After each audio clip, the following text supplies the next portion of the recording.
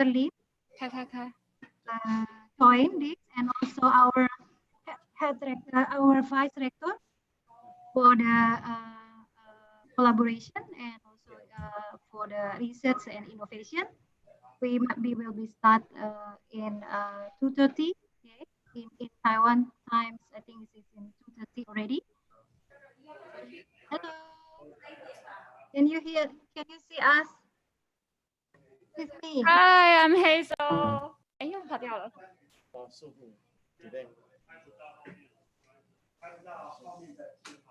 It's me, Wawa.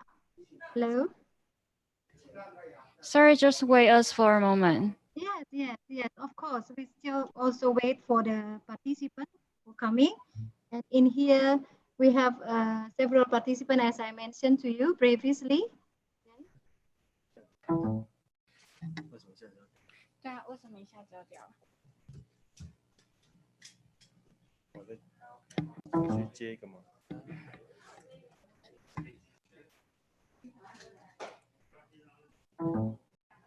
No.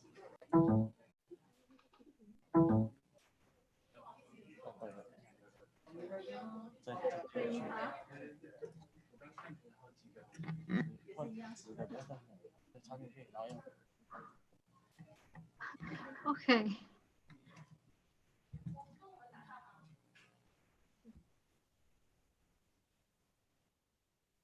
You are very And just to let you know that Dr. Ling will also use the same computer, so most of the three speakers will be here. Yeah, so very Okay. very efficient. Thank you very much. Thank you. We still wait for some participants that will be attending. Okay.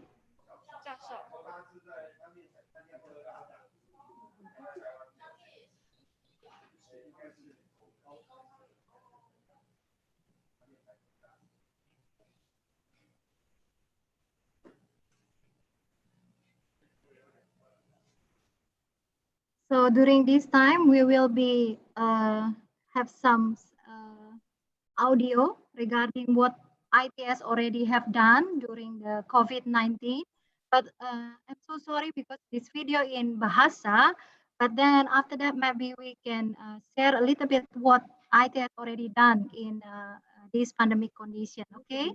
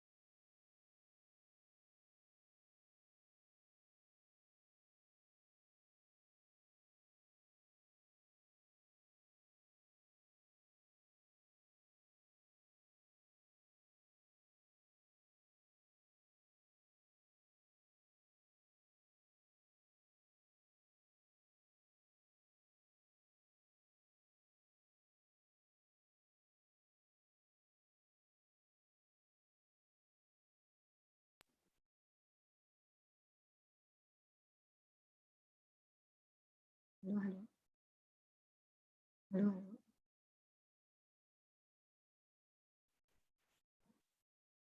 halo. Terserah Ervin.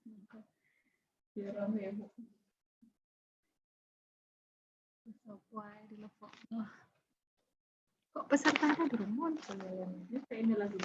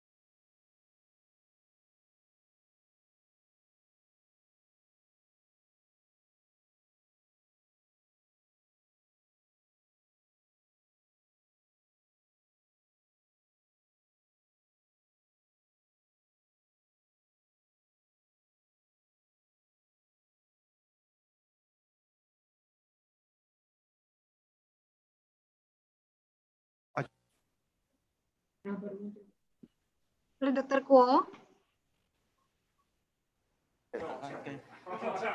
Hello, this is Professor Guo.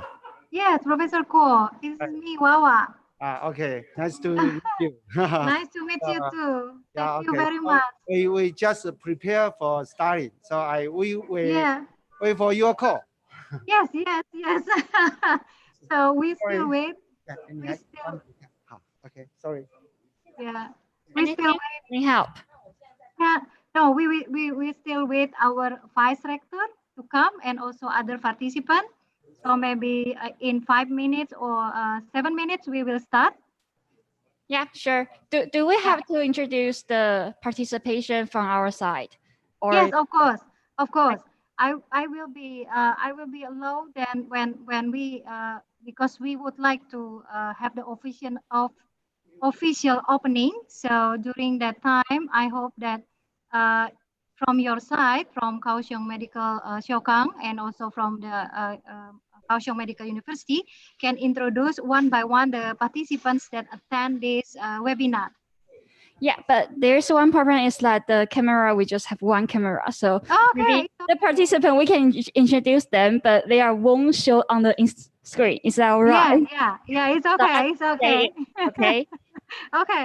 Okay, okay, Mr. Hazard. So Thank you. Thank you. Surrounded. Okay. See? Our site. So many. Okay, it's the media. Thank you very much. Thank you. OK，哎，你看一下这样有没有正啊？再调一下。Thank you.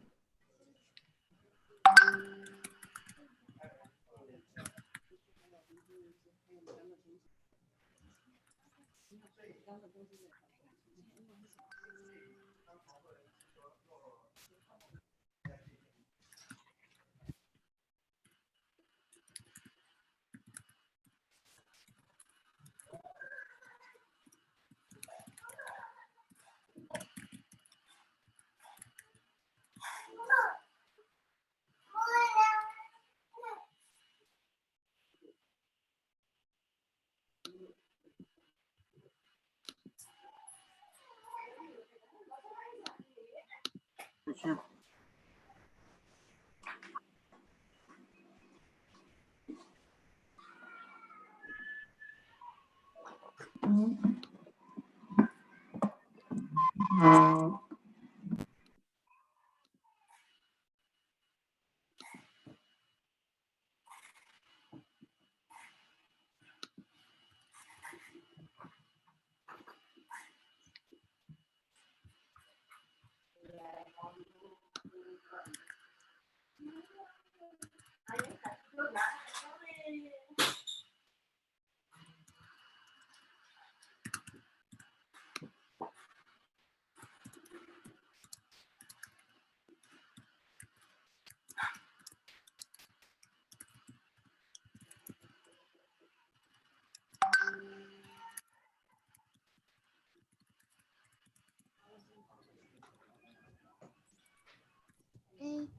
我们从郭院长这个镜头，那你帮我调好了。好，你接到哨时我就帮你调。我们从郭院长，然后再来是旁边那一位是杨副，郭院长、杨副、黄副，郭院长、杨副、黄副，这位是蔡副吗？对，是蔡院长。蔡院长。待会可以介绍到就转过头去。对对，挥挥手这边。好，那我们顺序改一下，我们院长先，然后蔡院长，然后再来是忘记他什么，杨副、黄副，再来是副理执行长，然后再来是民政主任，然后再是张科主任。好，这样好吗？好，我看镜头那边，看荧幕上面就好。哎呀，好掉了。好，那我想也谢谢，我想一方面等他开始谢谢体系杨副院长，还有黄明国副院长，还有我们基金院蔡院长，冈山医院的执行长、副执行长，还有我们林俊佑主任跟张科主任，还有在场高医感染馆的同仁，还有我们的媒体朋友大家午安，大家好。大概就像我们刚刚说的，今天是一个非常有意义的，在疫情感觉上快要结束的时候，其实我们仍然知道世界上还有国家其实需要帮忙，他们正在水深火热，他们可能有很多因素even 不了解，或者还有一些科技上的误差，所以需要我们台湾提供更好的一个协助哦。那今天是高一体系跟印尼泗水的理工科技大学去做一个跨国的视讯会议哦。那我们现在正在等对方开始好，要不要杨副有没有？还没。拿到前面了，拿到前面了。可以拿到前面吗？不行，线不太线不够长，所以我就要下跟着。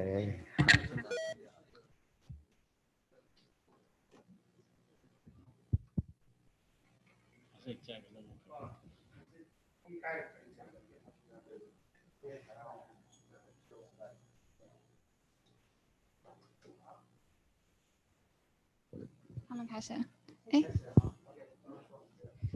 Should we start right now? Hi. Hello. Hi. Hello. Can you hear me? Okay. Yeah, Yes, I can hear you. Yeah. Do we have to do from our side first, or you want to introduce? No. We will start for our side first, and then we still wait for some participants. So maybe 10 minutes after this, we can start. Okay, that's all right. No, maybe 7 minutes. Okay. Okay, sure. Okay. So I will be notice to you. Okay. And then please introduce the participant during this webinar, because we will give the talk also to Dr. Ko in the first opening remarks, especially. Maybe you can introduce all of the participants from your side, okay? Yeah, sure. I will do it. Thank you. 各位再等7分钟。你好，在我这。他是开解就好。又有谁来了吗？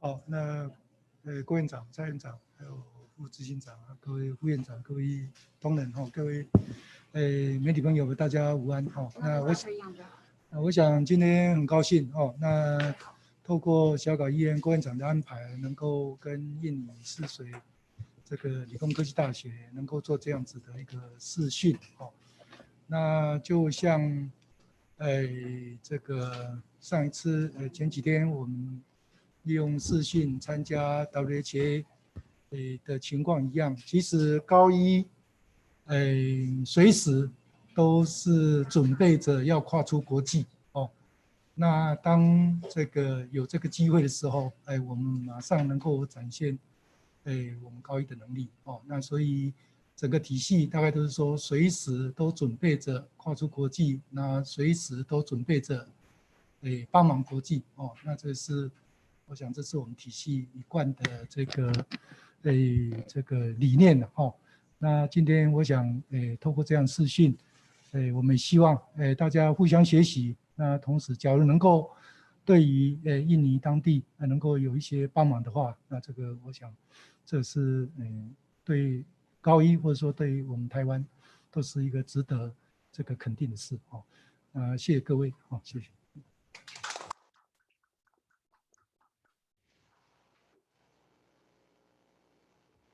Udah nyampe 50 kita mulai ya? Kalau udah sampai 50 kita mulai.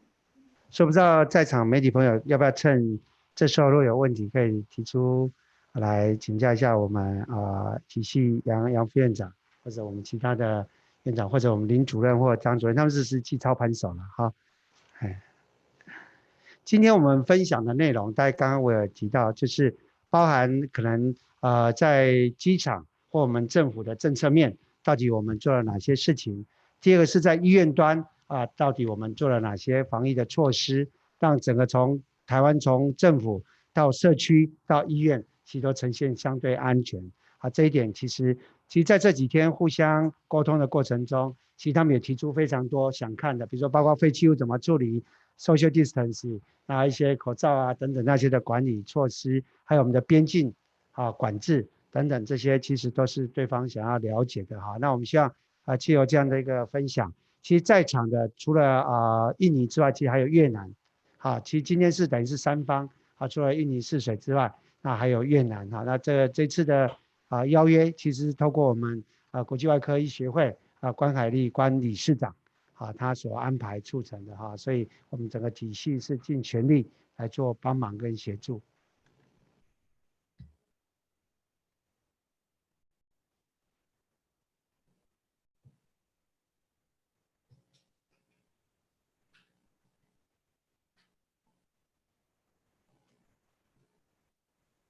王副有没有要说什么？我想，刚刚郭院长应该介绍一下我们的团队。OK。哇，还是我来介绍。你介绍好了。这是我们小港医院的感染中心的主任张科张主任。这次小港院区还有机场，他是一个很重要的操盘手。那我左手边是我们的杨瑞成副院长他是小科专业的专科医师那他这一次在我们的门口，还有包括我们很多的管制的动线还有包括院内的管制动线，都是由我们杨副院长来操盘他也是这一次防疫非常重要的一个推手我们郭院长说的，我们院长想 idea， 我们来推动好。然后郭院长就不用介绍，郭院长再介绍一次吗？那我们蔡院长是我们旗津的院长，旗津医院的院长，那他是胸腔科专业的，而且这次有很多的疾病都借由他们胸腔科的专业跟判定，跟感染科之间的合作，我们医院很多的防疫措施都，尤其是在内部的防疫措施里面，有很多都是参考他们的意见，跟由他们想出来的一些动线跟治疗方式这部分做一个，他是在这方面提供，他虽然是旗津，但是对我们体系来讲是提供非常重要的防疫的医疗专业所以非常重要的一个专业。好，谢谢。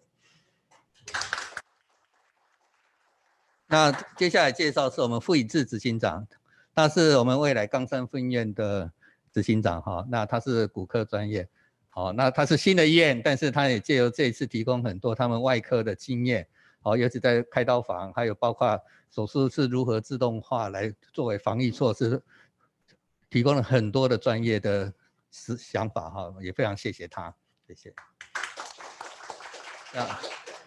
好，开始，不好意思。不好意思，那个剩下自己介绍。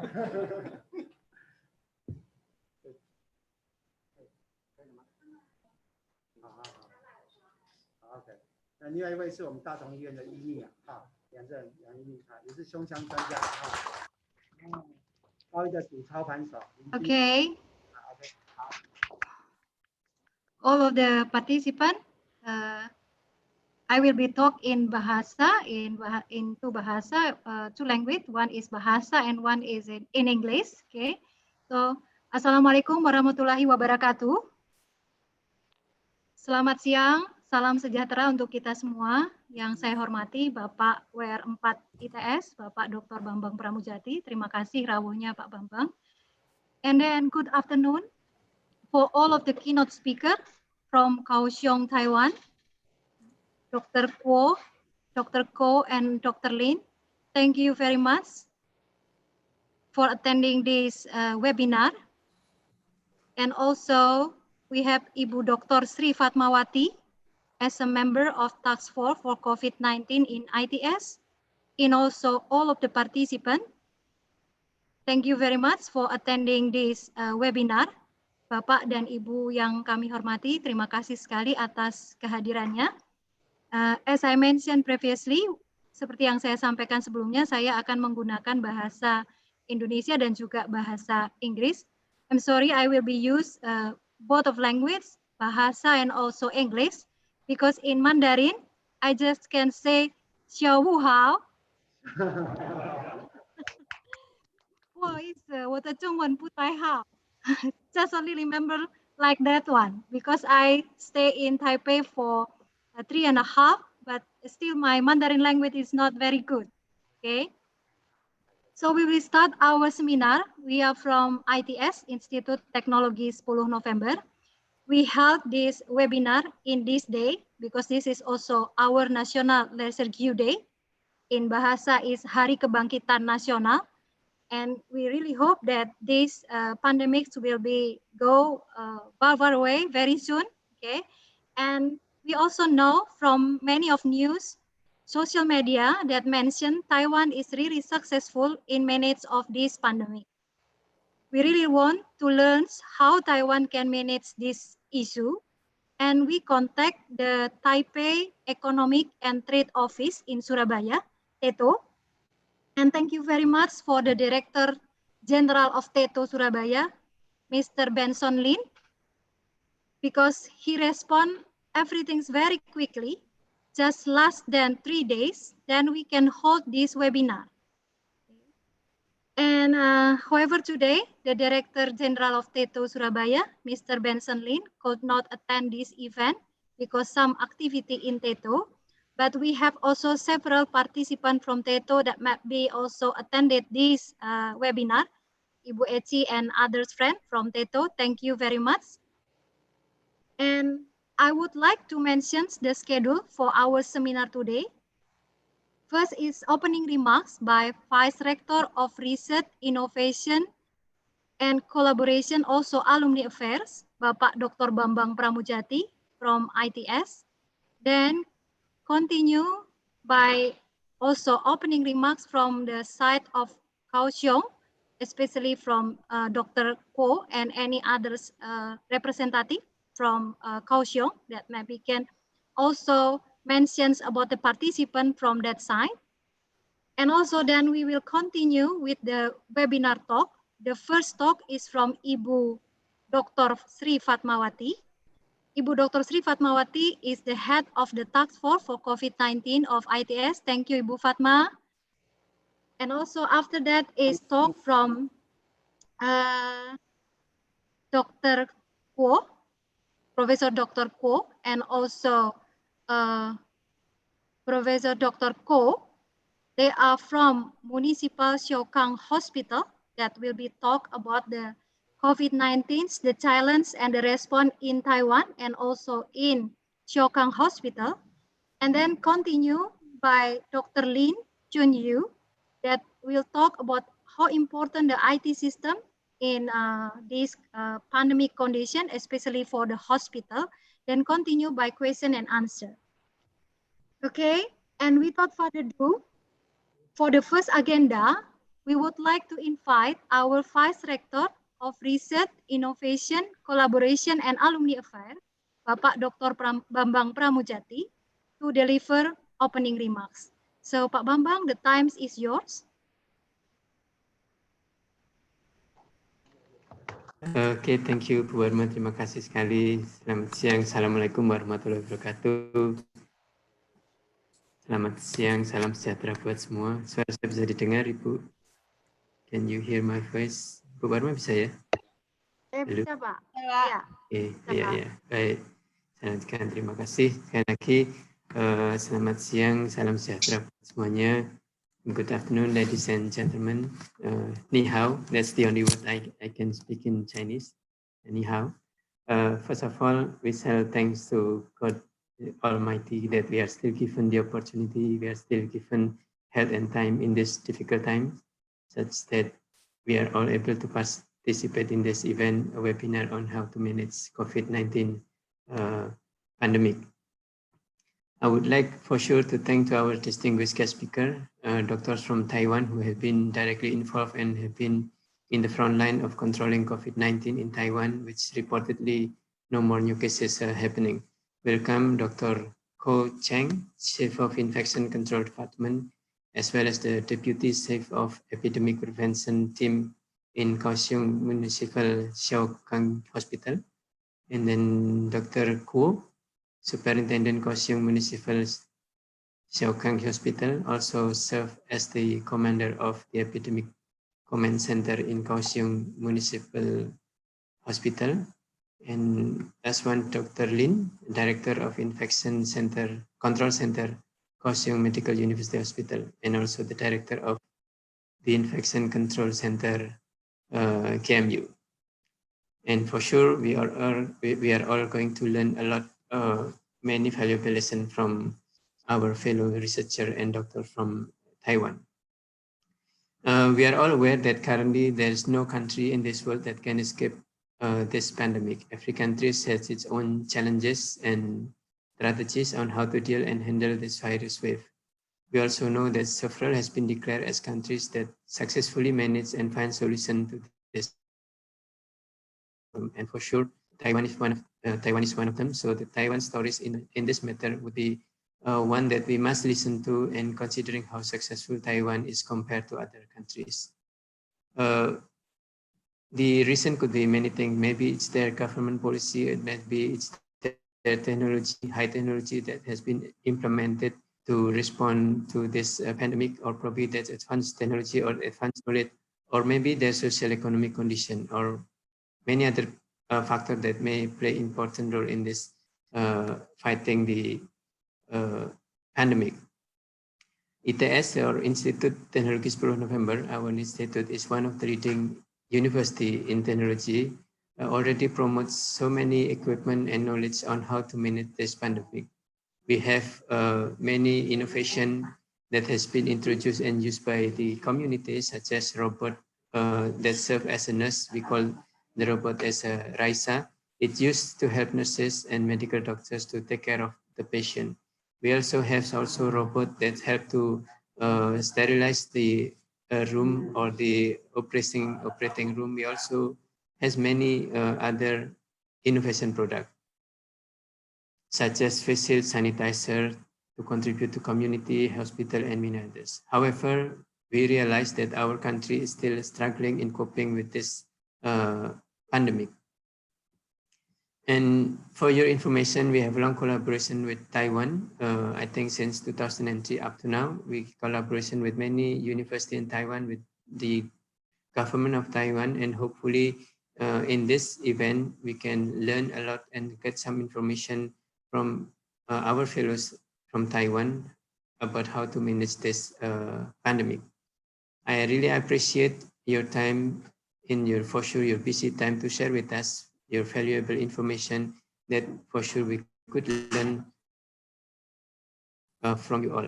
And lastly, I hope that all the participants in this webinar could have a fruitful discussion and also gain a lot of information or knowledge from this event, and hopefully we can get through this pandemic as soon as possible.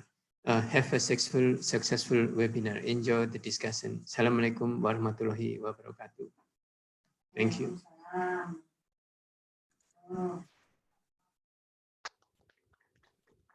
Thank you very much, Pak Bambang, as our Vice Rector. And we hope this webinar can give us a view about how to deal with this pandemic. And for the second opening remark, we would like to invite from Kaohsiung, Mr. Hasesu, Miss Hasesu, can you hear me? Yes, we can hear you. Okay, from Kaohsiung to deliver opening remarks and also introduce the participant from your side. So time is yours. Okay. So first of all, thank you for inviting us to join this webinar. And let's invite our participants from our end. First is Dr. Guo from Xiaogang Hospital. Second is Dr. Cai from Datong Hospital. Qijing. And now is Vice Director Yang from Zhonghe Hospital. Vice Director Huang from Zhonghe Hospital. Dr. Fu Huang from Zhonghe Hospital. Dr. Lin from Zhonghe Hospital.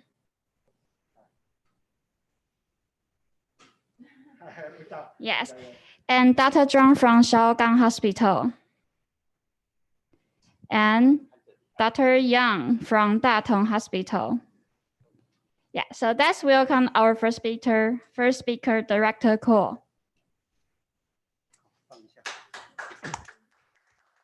Okay, so ladies and gentlemen, every Thai worldwide join the webinar. I will make a show introduction about KMU system. So would you play slide? Okay, Dr. Ko. Yeah. Yeah, Dr. Ko. Maybe Yeah. for the first session, we would like to Ibu Sri Fatmawati to mention a little bit about what ITS already have done previously, and Yeah. after that will be continued by you, by the Professor Ko. Can we start with the first session? Okay. Okay. So. Okay.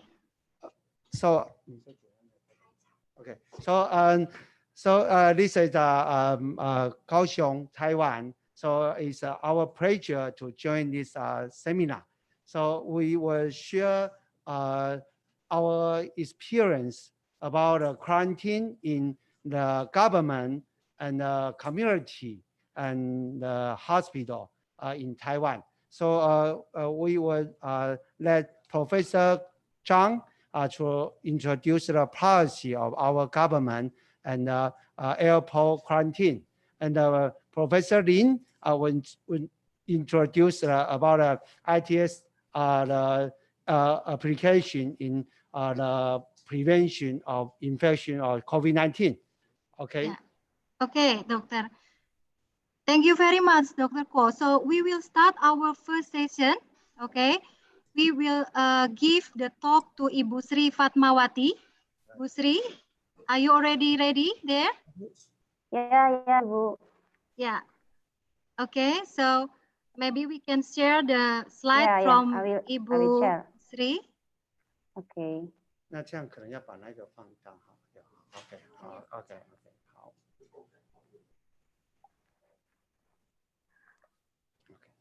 Thank you. Okay. 我们的。Bismillahirrahmanirrahim. Assalamualaikum warahmatullahi wabarakatuh. Thank you for inviting me for this seminar. Actually, I'm not the head of task force for COVID-19 for ITS, but I'm part of the task force, especially for the education. So during this seminar, I would like to share with you what ITS responses to COVID-19 regarding this pandemic. So first, in inauguration 14 March, we have graduation. And since in the beginning, before national pandemic disaster declarations, so we have graduation. So we have no shake hand policy on our inaugurations to anticipate the coronavirus. And then the second one is we also have done some policy about the academic activities related with the this pandemic. All academic activities was shut down since Monday in 16 March for a week, and afterward reactive using online system. Well, actually, we have task force for the online system or online lecture, and we have continue with the task force. And in this task force, a task force for COVID-19 in ITS is established at March 19th. So we provide hotline numbers, and also we have one section special for the COVID. And we also support the ITS Medical Center as part of the team. We equip all of the staff with the very good equipment, and we focus on how we protect ITS community from COVID-19 and contribute ITS innovation for the nation. And in the later situations, COVID-19 is not only medical crisis, but also economic crisis. So we try to make a charity program to surrounding communities, not only for the people around us, but also for our students and also all of the staff. Okay, and here some key responses to Project ITS. So we task force provide the COVID protocol for anyone who still had activities in campus, and protocol to going back down to hometown.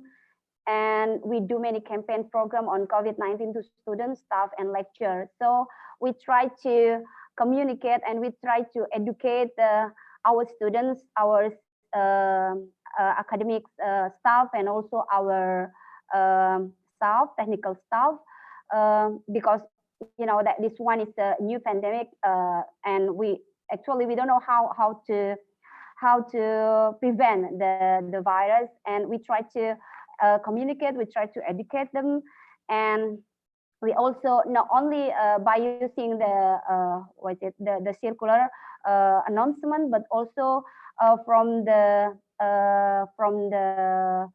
task force we make infographics, so it will help our student and to understand easily.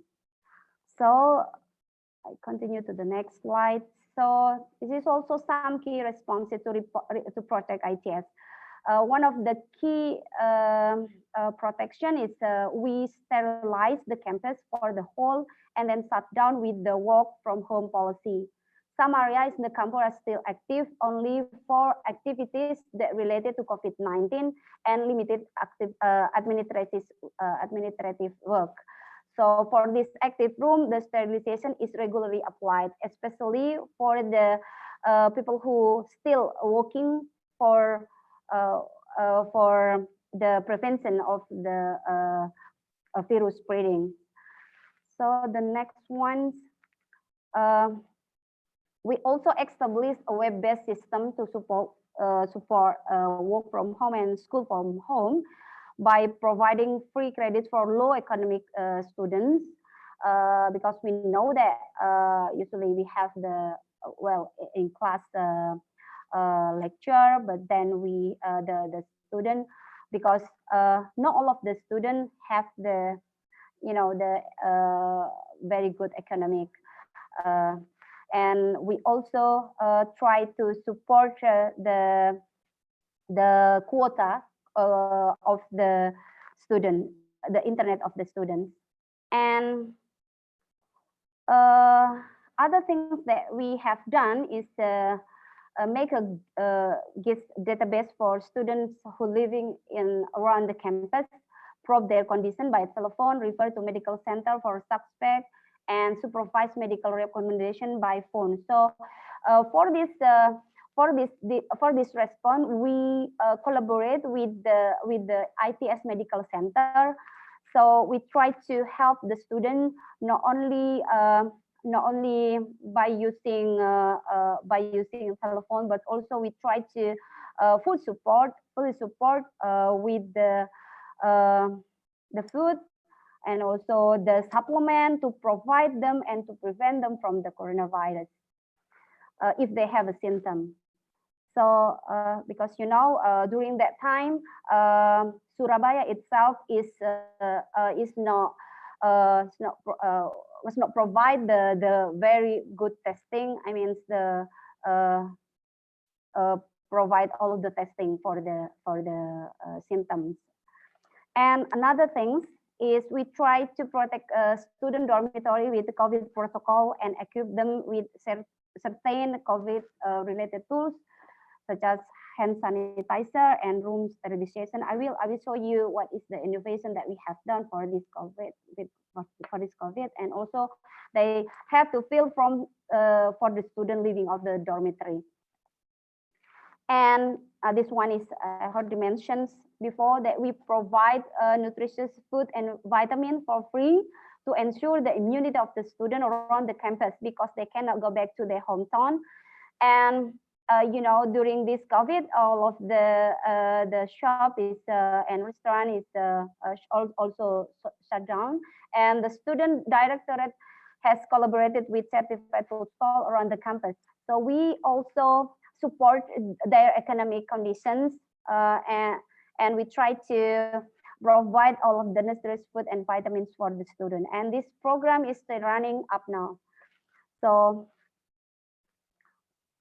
other things is we assess students who are going back to the hometown with special charter transportation model. So giving knowledge on how to prevent COVID-19 and providing medical checkup before departure. So we collaborate with the ITS Medical Center for this. And here we are, the ITS innovation. Actually, this one is should be, well, I think it's suitable for Dr. Pramu, Vice Rector, to present about this.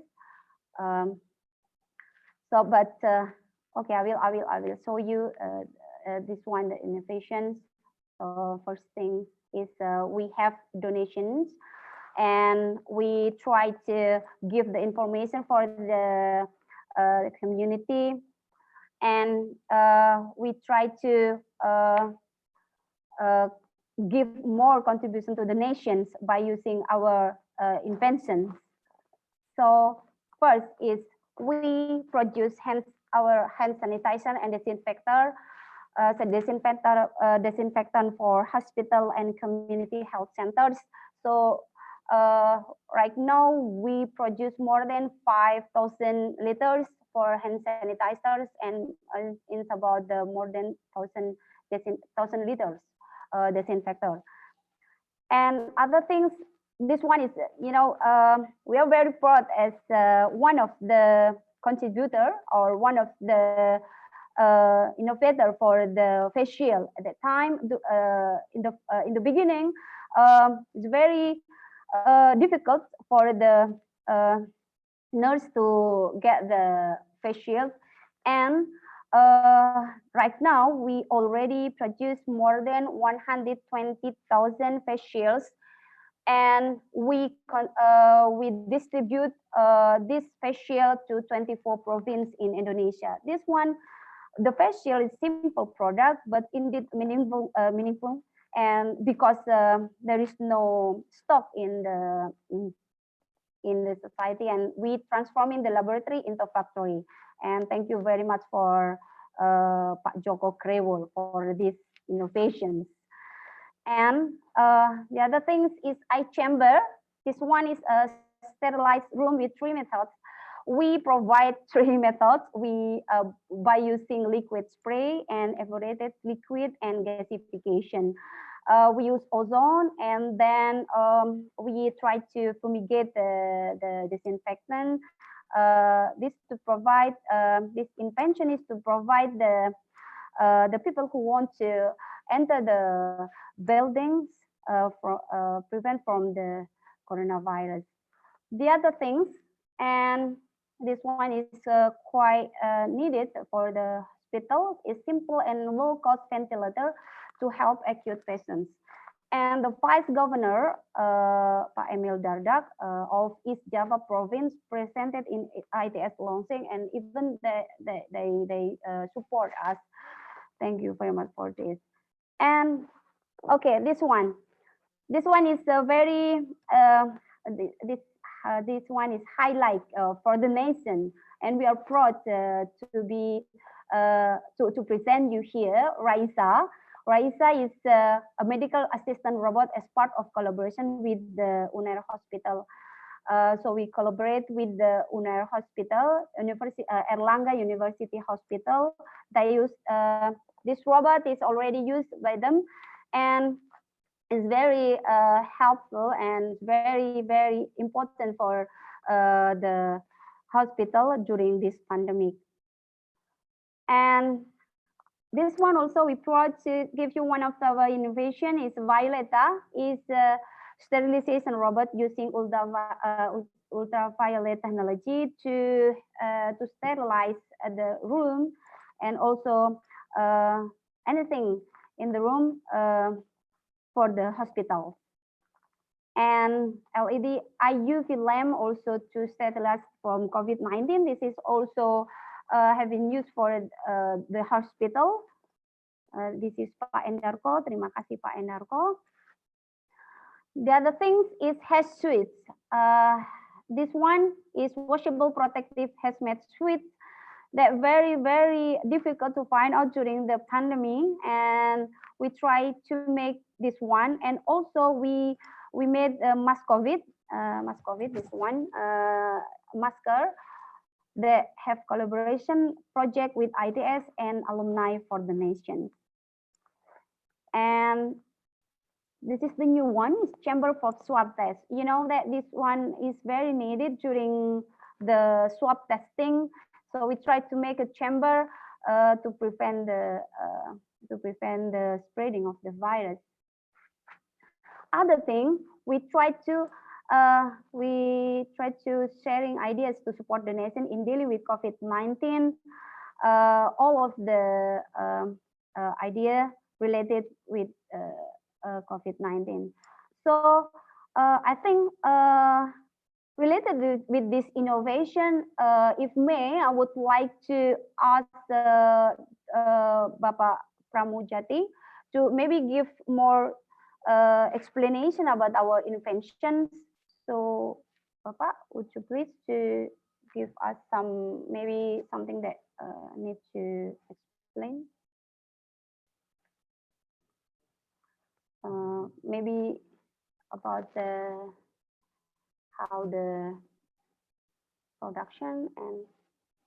Okay, thank you, Bu Fatma, for explaining all the innovation that has been produced by ITS. I'm not going to add more because all has been explained clearly. Bu Fatma, I just want to emphasize, would you please change the halaman yang apa? Terus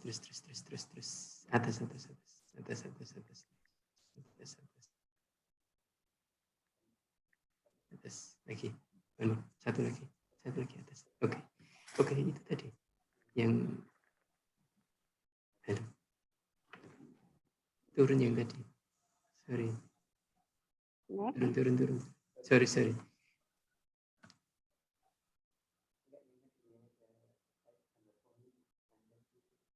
Ini. Okay, sorry for the technical problem.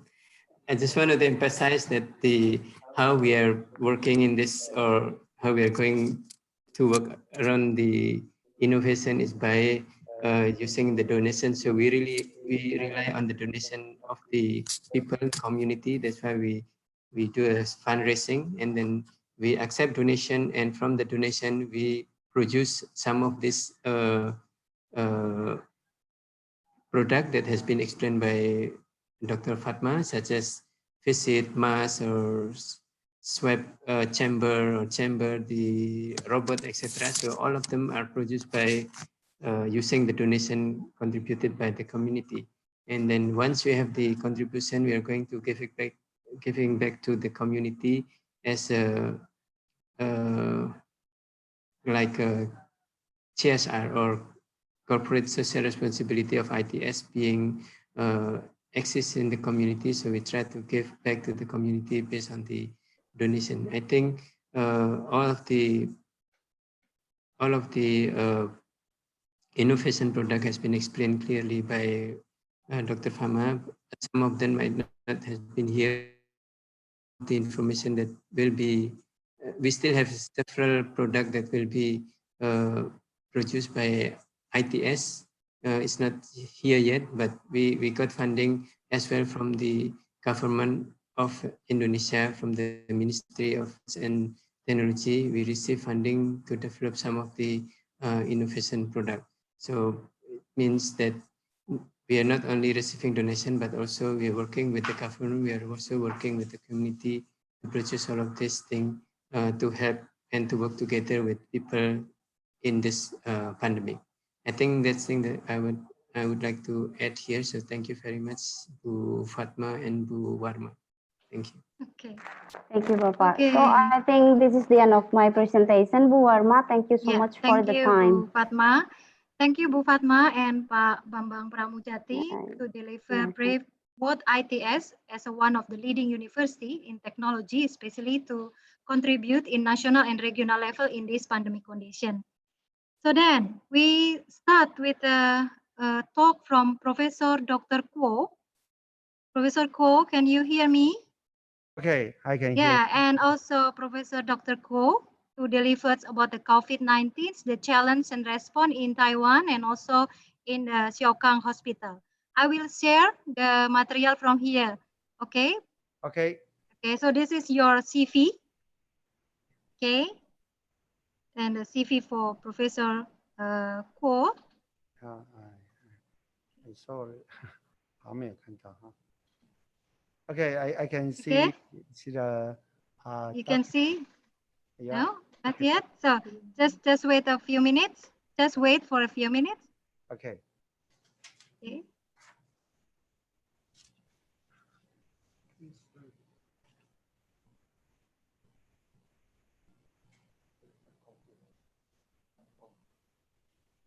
Okay, so Dr. Kuo, Okay. I also read from here.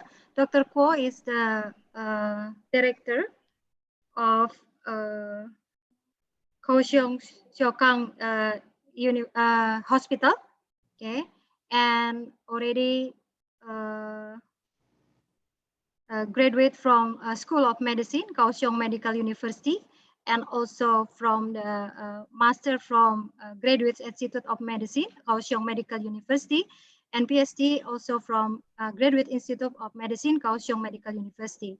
And since 2018 as a superintendent in Kaohsiung Municipal Xiaokang Hospital, and right now is the director of Kaohsiung Municipal Xiaokang Hospital. Okay, and then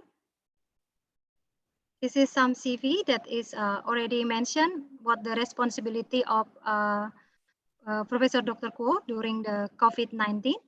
Okay, in here they already mentions that need to manage everything regarding to manage of the pandemics during COVID-19, and also some publication and also some synergic activity. So this is the CV for Professor Dr. Kuo. And then this is the materials that we will share right now. Pak Ardi, could you share the material? Okay.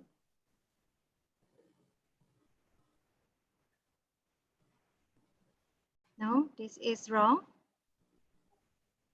Okay, I think it's still loading.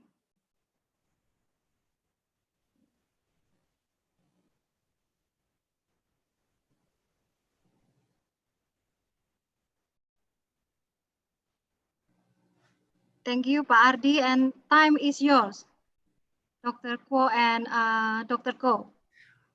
Okay, I can see it. So, shall we start? Yes, yes, Okay, yes, you thank can you. start. Okay, thank you for moderator's introduction. It's our pleasure to share the experience from Taiwan, Kaohsiung, about the quarantine of COVID-19. So in this presentation, we will divide into two parts. The first part will be presented by me, and the second part will be presented by Professor Zhang. So next slide, please. So it's our outline. So including 4 parts, including introduction of KMSH and KMU system. And the second part is Taiwan's strategy about COVID-19. Then is a Kaohsiung Municipal Xiaokang Hospital strategy. And finally, we will talk about a challenge and conclusion. Okay, next slide.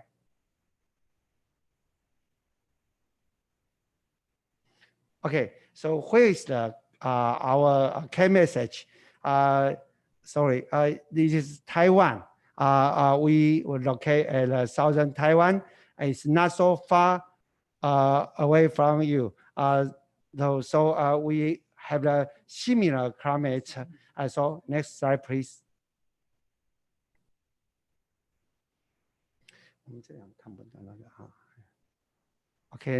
Okay. So the Kaohsiung city, the population is about 3 million. And the climate you can see is a tropical monsoon climate. It's I think is similar to Subaraya. During the COVID-19, this episode, the Kaohsiung is the top 3 cities in Taiwan with the highest number of infection cases. Next slide, please. So the KMU, Kaohsiung Medical University, is original founded in 1954. Our university is the first private medical college in Taiwan. Our university comprises 7 colleges, including medicine, dental, and so on. So we have encompassed 4 affiliated medical institutions, including Kaohsiung Medical University Hospital, and 3 affiliated, including Xiaogang, Datong, and Qijin Hospital. Next slide, please. So we will show the location of our hospital. As you've seen, the Kaohsiung Medical University and Datong Municipal Datong Hospital is located in the downtown of Kaohsiung. And the Qijin Hospital is located harbor of Kaohsiung. And our hospital, Kaohsiung Municipal Xiaogang Hospital, is located near the industrial area. So every hospital has their mission and challenge in our system. Next slide, please. So you can see the Xiaogang Hospital, KMSH, is located near the airport. The distance between our hospital and airport is about 2 kilometers. Next slide, please. So it means we are responsible the important mission about quarantine and infection control in Kaohsiung City, even in Taiwan. Next slide, please. So in these years, we do our best in quarantine and infection control. So we got an award, including SARS and dengue fever award, as they show the contribution of our hospital. Next slide, please. So until now, we have examined about 526 cases, although 1 confirmed case, but we do many things in quarantine of COVID-19. The next part will shift to Professor Zhang to introduce the policy of government and hospital. Okay, thank you. Thank you, Professors, for introductions. Next slide, please. Okay, this slide shows the whole world conditions. We know about 4.7 million cases in whole world got COVID-19, and about 31,000 days cases in the world. And the case fatality rate is about 6.63. I know Indonesia's up to now, I think maybe 18,000 cases in Indonesia, and about 1,200 cases deaths, and about the case fatality rate is about 6.6%. Next slide, please.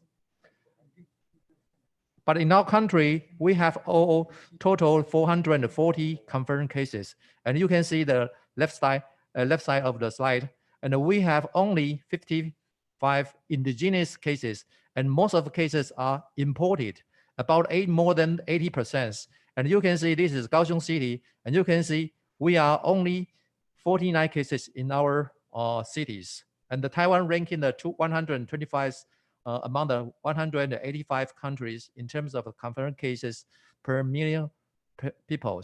Next slide, please. Because we are very close to China, but why our country's COVID-19 cases is so small? I think maybe we have experience because Taiwan have SARS experience. In 2003, Taiwan recorded its first SARS cases in 2003. Next slide, please. And our former president, vice president of Chen Jianren, at that time, during 2003, he is a former minister of health.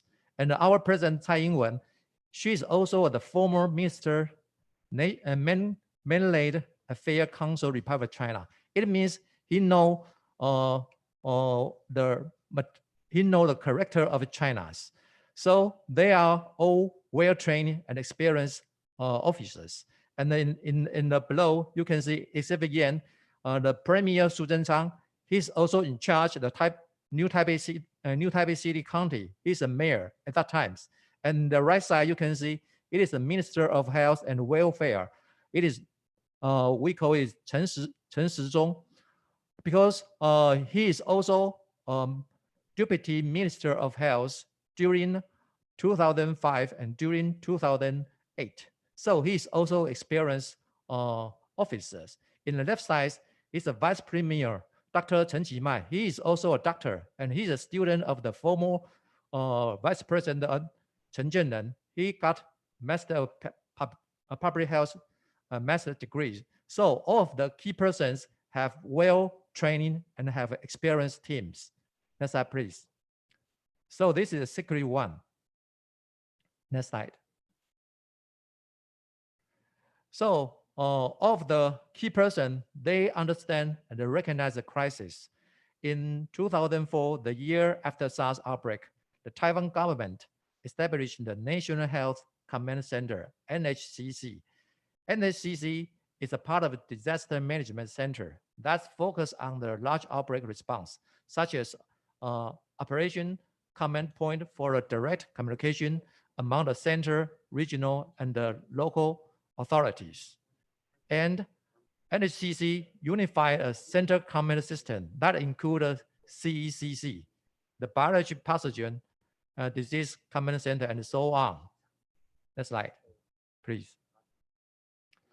So another reasons, because China's about 5 years ago, at that time, President Ma is our president, because China have good relationship with President Ma.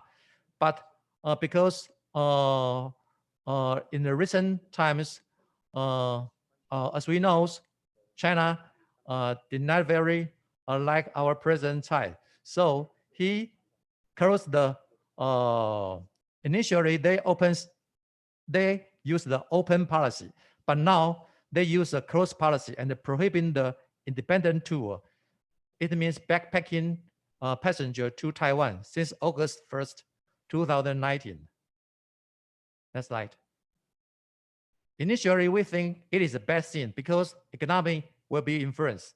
But up to now, I think it is a good thing because a lot of passengers from China didn't come to Taiwan. So the COVID-19 cases will become small. So I think it is a good thing until now. Because on December 31, 2019, WHO was notified pneumonia of unknown cause in Wuhan, in China. And Taiwanese officer began to board a plane and assess passenger on direct flights from Wuhan for fever and pneumonia symptoms before passenger could depart. As early as January 5, 2020, notification was expanded to include any individual who had traveled to Wuhan in the past 14 days and have a fever or symptom of upper airway infections. Next slide, please. So our CDC sent two infectious doctors. The right is Dr. Zhuang Yingqin, and the left side is Dr. Hong Minlan. And the two doctors go to the Wuhan city and conduct an on-site investigation.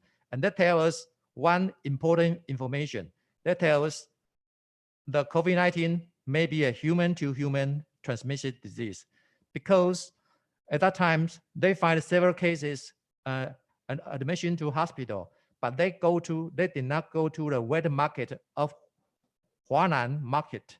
So human-to-human transmission is possible. And they go to China on January 13, 2002. After they come back to our country, COVID-19 as a notable infectious disease since January 15. Next slide, please. So in January 20th, Taiwan CDC officials activated the CECC for severe special infectious pneumonia under NCC. The CECC coordinate many various ministers, including the Minister of Transportation, Economics, Labor and Education, Environment Protection, Admissions. Next slide, please. And prudent action and rapid response because of good team, so we can early deployment. Next slide, please. So after SARS 2003's amendment of a Communicable Disease Control Act and the related regulation since that times. And after SARS, we have a medical care institution mobilizations. And in our whole country, we have 20,000 isolation room with 14,000 ventilations. And we enhancement our hospital infection control. In Taiwan, every hospital have to receive the hospital infection control audit every 2 years, including Kaohsiung Medical University Hospital and our hospital, Kaohsiung Municipal Xiaogang Hospitals. And we have standardized of our communicable disease surveillance and the reporting and optimize on boarding quarantine, including health check and the travel histories. Next slide, please.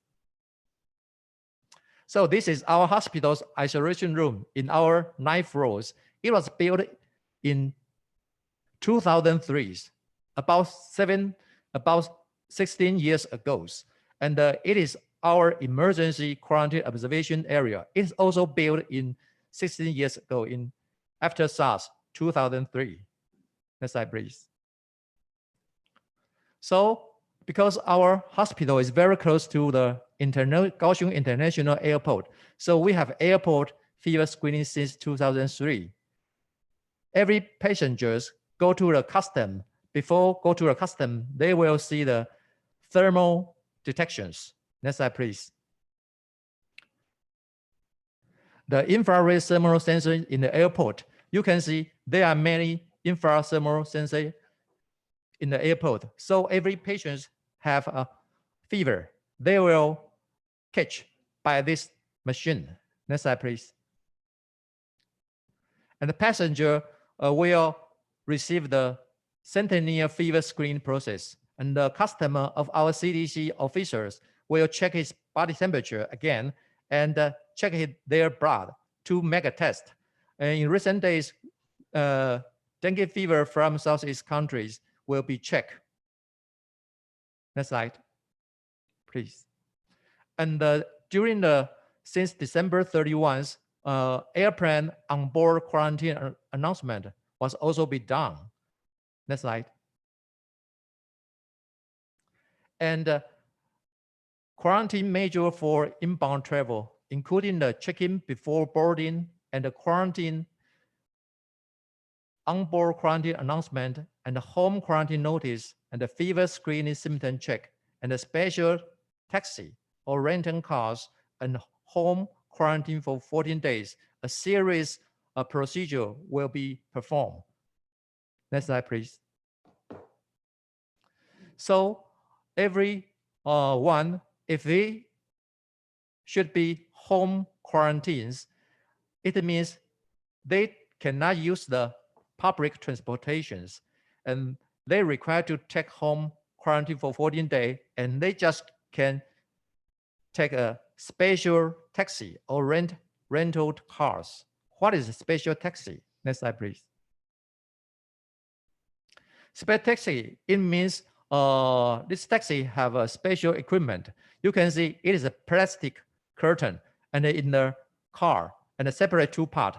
In the front side, the driver in this area, the passenger in this area, because it is very dangerous. So in Kaohsiung City, we have 4 taxis, a special taxi for this equipment, and the taxi need to clean. So in our hospitals, we have a cleaning site and prepare the detergent and the bleaching liquid for help them to clean these taxis. Next slide, please. And so we have enforcement of 14 days home isolation and quarantine, context of confirmed cases passenger from the endemic area. Until now, we use these policies. And also we have adequate supply of PPE, personal protection equipment, and other material, and the prohibition of the disseminating disinformations. Because after SARS, we learned a lot of experience. Maybe disseminated disinformation will influence our societies. And after SARS, because at those areas, we just only 3 doctors specialize or special in our CDC. But now, because we recruit and training the specialists in Taiwan CDC, until now, we have more than 20 doctors in our CDC. Next slide, please. So on-board quarantine announcement should have a serious collaboration, especially for every person. Next slide. So this person, he have to check his body temperature, and we will call these patients, and he have to answer these questions. And our hospital will prepare the personal protection equipment, and the government will give us personal protection equipment. Next slide, please. For the mask, the first implement of mask rationing plans was done in Macau in January 2022. But in Taiwan, after 2 days later, our Taiwan followed these plans. We have prohibition export the mask, so we will have much mask. And Taiwan mask rationing plans ensure masks are fairly and equally distributed since February 6, 2020. And in the pharmacy store, you can use our health insurance cards to buy mask. And after several days, and we can use APP system. We call this e-mask system to buy mask, especially in the younger person. They have a cell phone, and they can use the APP system to buy mask. And also, we have a national production mask teams, because we have these teams and we have machines. So until now, one day we can produce over 20 million masks. Next slide, please. So about resource allocations, the CECC take an active role in ensure allocation, including setting the price of masks and using government funds and the military personnel to increase the mass productions. Next slide, please. So the home quarantine and home quarantine for 14 days, and our government have embarrassment. One person will give him 1,000 NT dollars to make them to collaboration. And we have cell phone GPS monitors.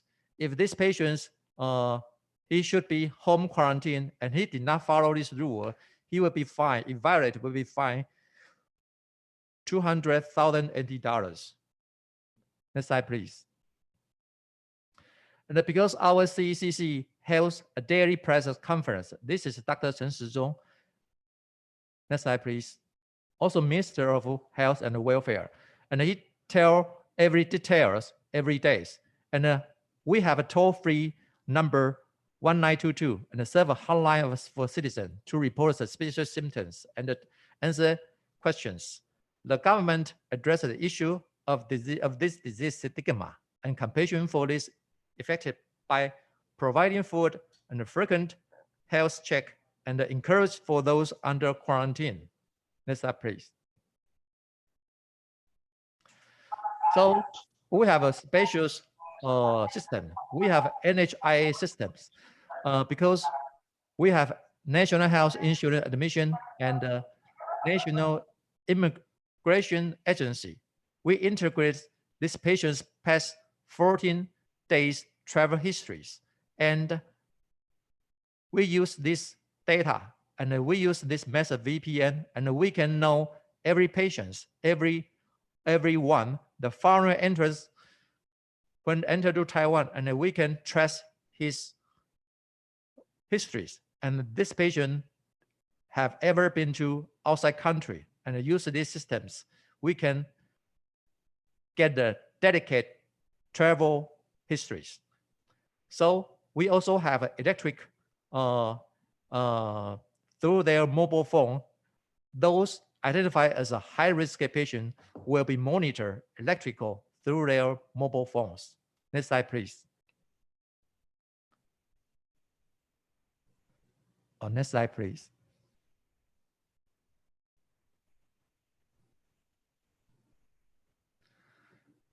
Okay, so transparency and information sharing and information collaboration is the purpose of our system overhauls. Next slide, please.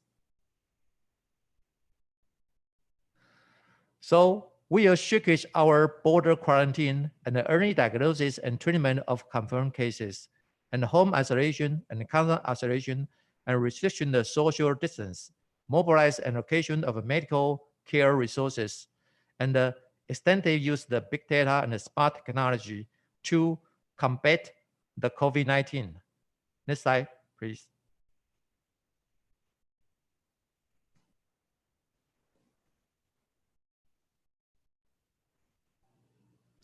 Okay, because we have product many masks, so we can help many countries such as Japan and such as St. Lucia's. Okay, this is second part. Next slide, 3, please.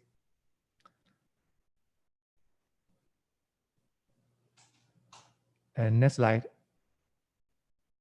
Okay, I was talking about our Kaohsiung Manual Shotgun Hospital because our hospital is very close to an airport.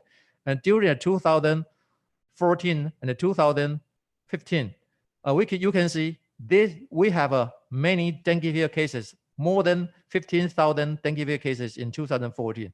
And in 2015, over 40,000 dengue cases in here. But in Kaohsiung, almost 20,000 cases in here. But you can see in 2016 and 2017 or 18, the dengue fever case was dramatically decreased. Why?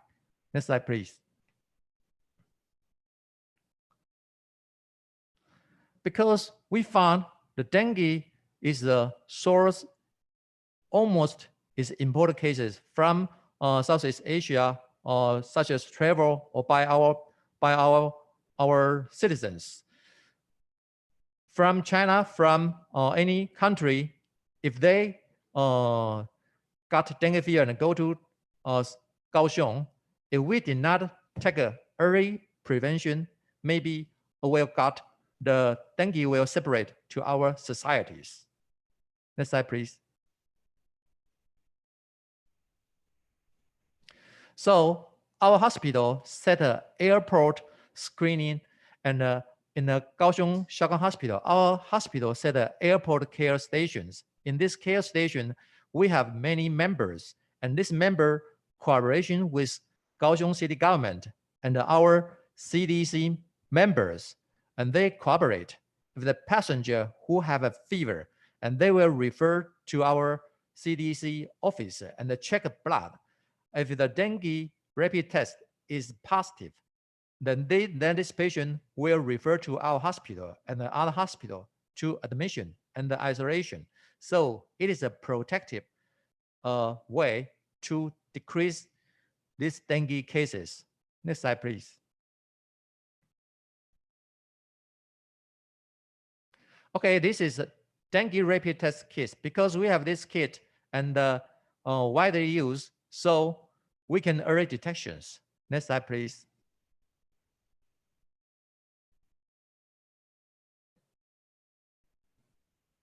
So migration sources and rapid test kit and education and the eradication mosquito breeding sources, and you can see the dengue case was dramatically decreased. Next slide, please.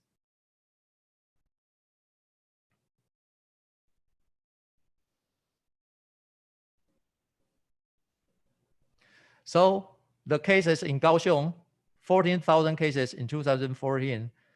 2015 is 19,000, but until now, there are little cases, indigenous cases in Kaohsiung cities. So we got dengue award. Next slide, please.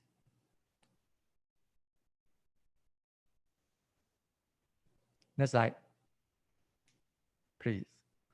Okay, another thing is we talk about the battle against overseas epidemic prevention, and our hospital also helped to set up an on-site inspection of the Kaohsiung airport. Next slide, please.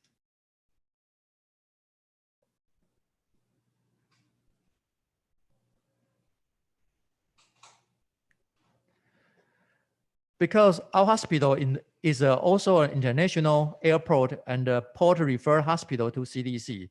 So during the epidemic of COVID-19, patients are diverted according to the travel level from the epidemic. Those who are high risk will be transferred to Kaohsiung Municipal Xiaogang Hospital emergency room, screening stations, or other hospital.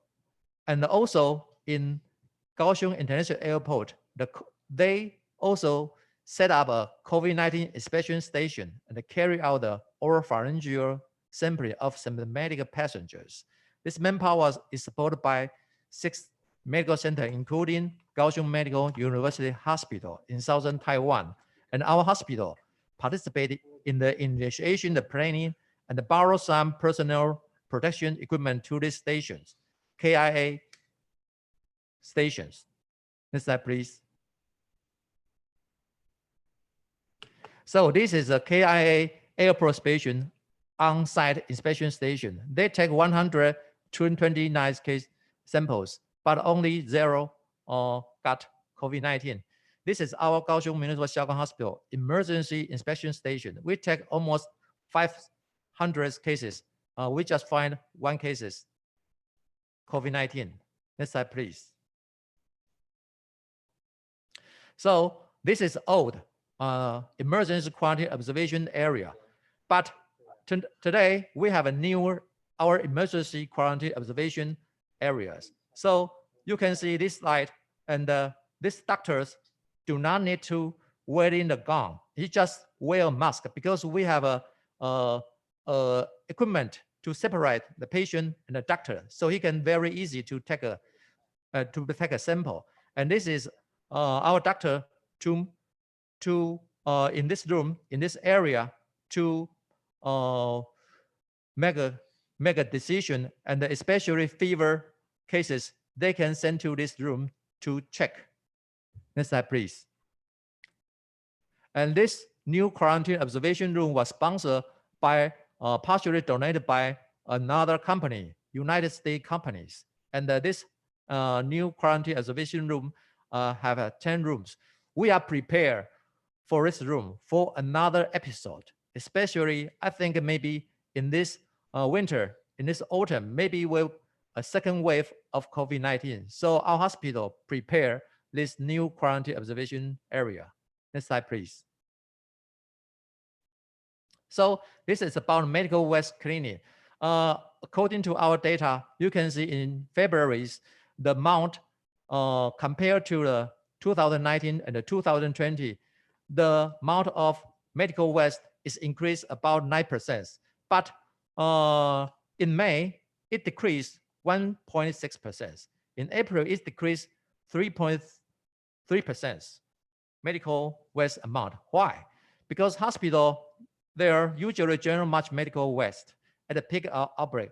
But because elective surgery during this period was dropped, so it might offset some the rise in the West in the pandemic. So because in these times, we don't have many cases in our hospital. So totally, the Medical West was decreased.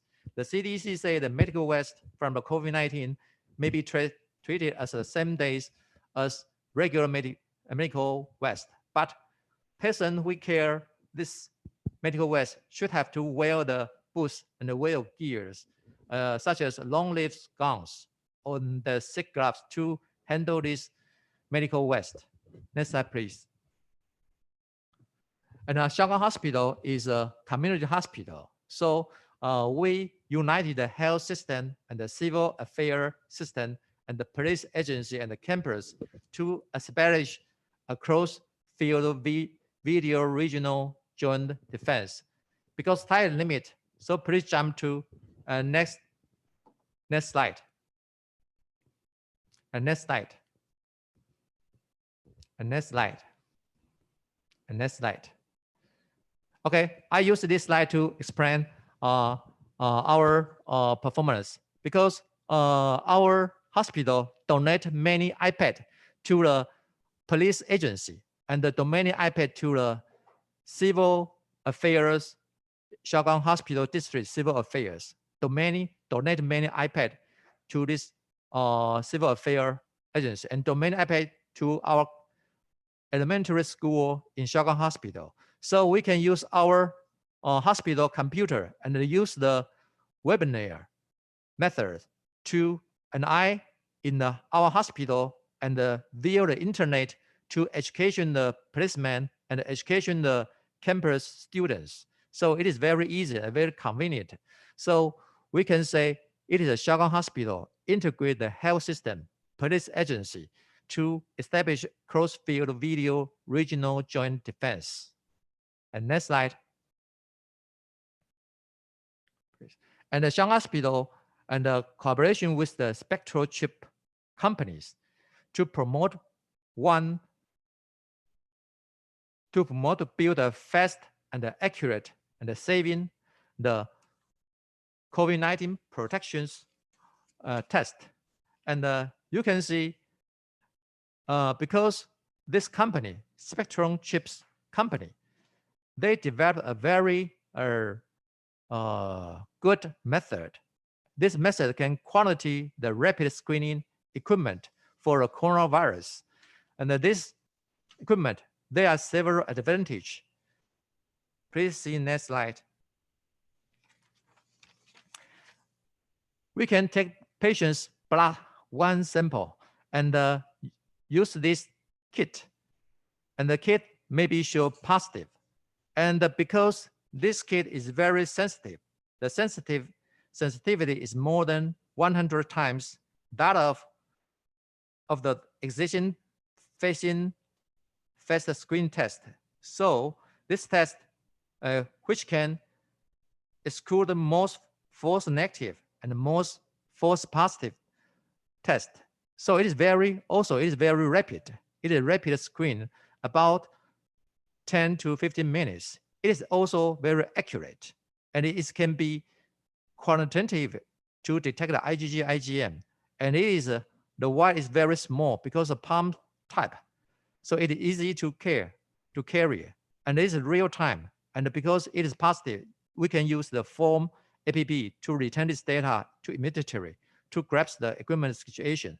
So it is a new key technology to help the world.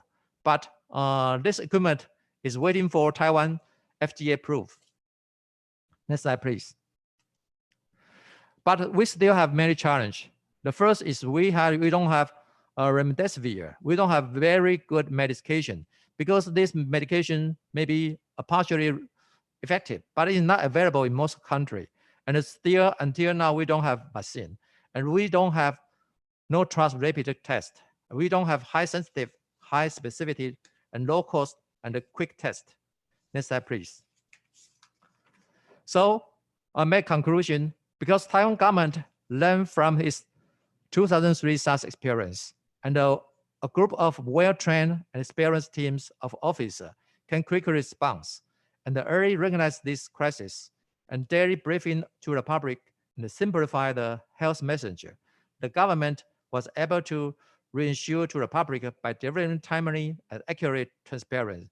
So Taiwan, and also I think Kaohsiung Municipal Hospital and the Kaohsiung Medical University Hospital is an example of how our society can respond quickly to a crisis and to protect the interest of its citizens. Next slide. And thank you for your attention. Thank you very much, Dr. Ko and Dr. Ko. Thank you very much. Okay, we have several questions. Maybe we will continue during the question and answer because it's a very, very interesting. Some question already rise in the Zoom chat. So maybe in the time of a question and answer, we will deliver to you. Okay. And then we will continue with Dr. Lin. Dr. Lin, are you in that area, Dr. Lin? Okay. Can you hear Thank me? you. Hello. Yeah, yes. Hello. Yes. Good Thank you very afternoon. much. Good afternoon. Thank you very much, Dr. Lin. So this is the CV for Dr. Chun Yu Lin. Okay. And right now in the Kaohsiung Medical University Hospital. Okay. And as a head of infection control center in this medical university hospital. And this is the responsibility during COVID-19. She's already mentioned in the share about the CV of Dr. Lin. And then we also have some publications that already mentioned there, and also some of the synergic activity. And Dr. Lin is also won the award of patent approval in Kaohsiung Medical University. So we can start the talk, Dr. Lin. Yes, thank you. Yes, okay. And then we will share the material from here. So time is yours. So please, Okay. Dr. Lin. Thank you very much for inviting me to give this short talk. So let's go to the next slide. Next. Okay. Yes. First of all, I think during a new epidemic, we can divide the diseases into 4 phases among the epidemics. So the first one should be the imported cases. And the second phase, we usually to combat with those sporadic cases. And the phase 3, usually we named it's like a community spreading out. And then we come to the recovery phase. So we have several different strategies from the government to the hospital and even the community. So during the first phase, we do a lot of things like the border control and also the quarantine. Nowadays, those travelers come into Taiwan, they have to be quarantined in a hotel or their home for 2 weeks, the incubation period of COVID-19. During the second phase, we do a lot of effort to make the early detection of those confirmed or those suspected cases. And we try to contain the diseases in our community. Once the situation getting worse and we have or you have a lot of cases, then it's good to make the severity category, try to pick up those patients with highly mortality or the poor prognosis, treat them to avoid death. And also try to do something to restriction the spreading out in the community. And if we are lucky, then we will come into the 4th phases, named the recovery phase. And let's do those things to rearrange our resource and rehabilitation. During this COVID-19 pandemic, there are several efforts. People think it's effective to combat with this disease, including social distancing and also contact tracing. It is very successful in Taiwan. This contact tracing lead us to contain those cases in the community as early as possible to avoid further transmission. And in Taiwan, we also do a lot of things to enhance the people to wear the surgical mask, not only for those sick people, but also for all the healthy people. If he or she has to went into some crowded place or the hospital. And we do a lot of effort to ask people in Taiwan to wash their hand correctly to enhance the hand hygiene and protect themselves. Next, please. So let's talk about some transmission routes of this SARS-CoV-2. This is the virus which make the COVID-19. As we know, majorly it's the droplets and also aerosol and the fomites, which is the contaminated environment surface like your desk or even something like your mobile phone. It can transmit the virus indirectly by direct contact with those surface. And nowadays, even the effects could be isolated for some infective virus. So it could be another possible route. But all those things, I mean, for droplets, for aerosol and the fomite transmission, it has to come to your mucosa. Majorly, it's your nose, your mouth, or your eyes. So it's a good way to protect yourself by wear the surgical mask. In that case, you won't touch your nose, mouth, or eyes very frequently. And probably you have the chance to clean your hands correctly and interrupt the transmission route of this virus. Next, please. But the COVID-19 is a little bit different from SARS in 2003.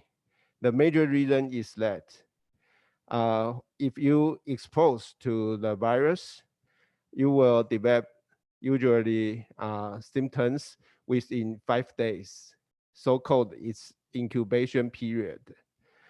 But it's different to SARS in 2003 because COVID-19, or we say those SARS-CoV-2, can be transmitted to another people when the infected person are asymptomatic, or we say pre-symptomatic. So the contagious period or the infectious period, it's start from 2.3 days before the symptom onset. And this period can continue up to 5 to 10 days after symptom onset. And we say the most infectious duration or period, usually it's just around the day when people start to have the symptoms. So this is a major problem because people usually don't have any idea that they have been infected if he or she did not have any kinds of symptoms. But pre-symptomatic transmission is a big problem for the COVID-19 and also for the COVID-19 containment. Next, please. So this red,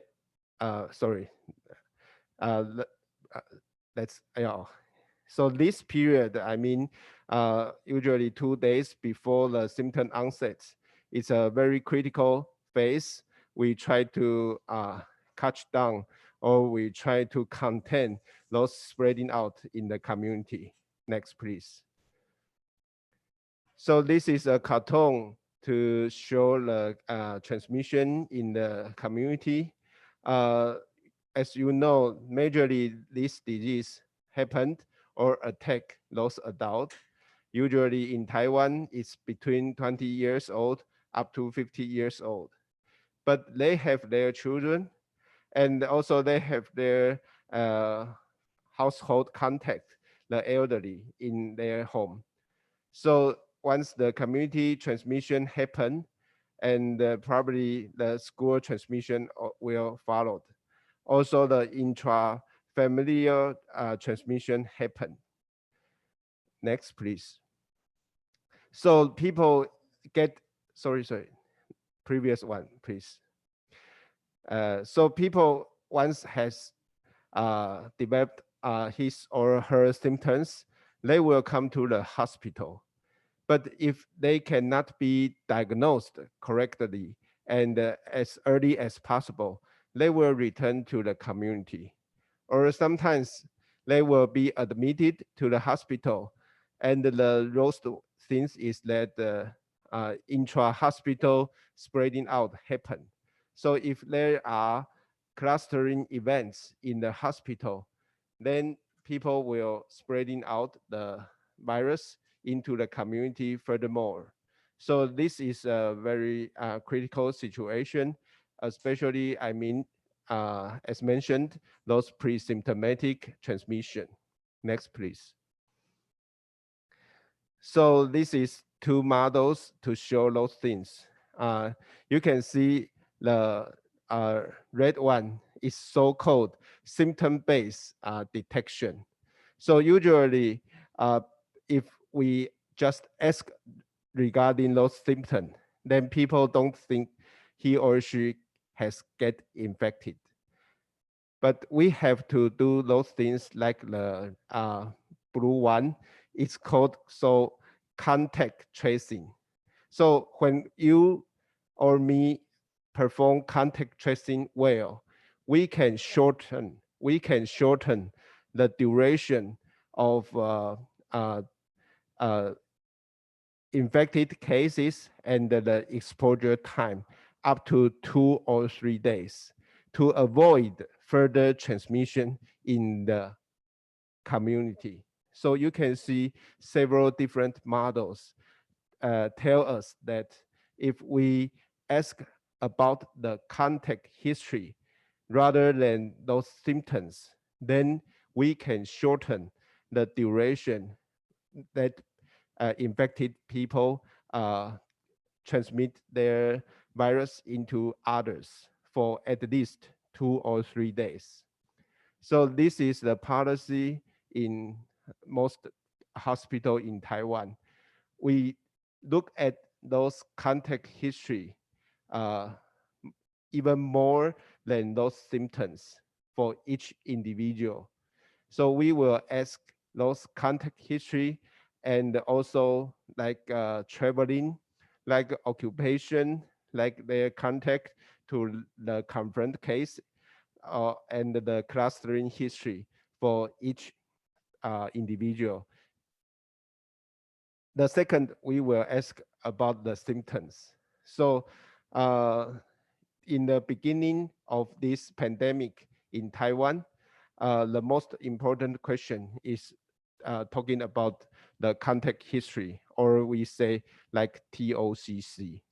However, once the epidemics go into the community, then the symptoms or no symptoms will be a very important question to trafficking or to make the different deposition of your patients. Next, please. So I will talk about trafficking control in the hospital. Next. This is the map of Kaohsiung Medical University Hospital. We have originally 5 gates in our hospital. Once the epidemic happened, we closed 3 of them, and we just left 2 gates to allow the people get into the hospital. One is gate A and another one is gate B. Here is our emergency department, and we try to avoid those patients or those visitors who have the contact history to get into our hospital in the very beginning of this epidemic. So we do something like the outdoor clinic section. We do something like the drive-through pharmacy, just allow people to take the medicine outside of the main building. We also do the triage and the outdoor screening area in our emergency department. Even the X-ray examination outside of the door. Next, please. You can see this is our 10 emergency department. So people can be examined or to collect the specimen outdoor in the emergency department. And now even in the temporary building outside of our main building. And we can also perform the X-ray examination outside of our main building. Next, please. So by this way, we try to divide our patients or visitors into different places to do the best trafficking control within our hospital to avoid those crossover or the contamination between different patients. Next, please. So we think about those contacting points within the with the community in a hospital. As you know, some hospital like Kaohsiung Medical University Hospital, we are rather big, and we have some dining mall, even a parking lot. For us, those places, they were contacting points with the community. So we have to set some rule to make a good management and control. And we also have to do very good personal control for our patients, caregivers, healthcare workers, and also visitors. Next. Next, please. From the viewpoint of a hospital, we have to have very structural commanding system. Next, please. And we have to collect those up-to-date disease virus information and educate all our staffs and the public. Next, please. We have to continuously tracking our medical staff regarding their international or domestic traveling and monitor their healthy status day by day, especially when they were returning from other countries. We also do the pre-ministerial and evaluating our performance. Next, please. Like this, we do it before this epidemics. And okay, next one, it's good. And we also updating those standard care procedures, not only for those patients with suspicious or the confirmed cases, but also for all the wards and even the examination departments to postpone those non-emergent procedure or examination during this pandemic. We also notifying to the government and try to treat or isolate those suspected cases. Next, please. Yeah, you can see this is the temporary building outside of our emergency department. And always try to updating the inventory of your personal protective equipment and even the drug supply. Controlling those patients with different history and the symptoms when they were entering the hospital and try to direct the correct flow or the correct pathway. Next, please. So this is our outdoor screening station in the beginning of this pandemic. So the entrance or the gateway control, we cut down the entrance number. We cut down also the visiting hour. By the health insurance card, you know, there is a ID, there is a chip on that card. We can read the history of each individual and each visitors. We also ask them to show the self-reported questionnaire to check the history. We measure the body temperature between they were entering the hospital. We screening for the symptoms. So it's two important things. One is history. Another one keyword is symptoms. So we make the different routes or we postpone the non-emergent procedures. Next one. And we leave those pharmacy outside of our main building. So people can just wait outside, outdoors, and pick up their medicine without entering the hospital. Next, please. And also you can postpone those non-emergent operations and examinations. Next, please. And in our hospital, we say it's like a yellow card, red card to set different pathway within the hospital and avoid crossover of different risky patient. Next. And we also try to keep the information transparent to our medical staffs, faculties, and also the public. And the most important things I think during this pandemic is to clean and to disinfect your environment as possible.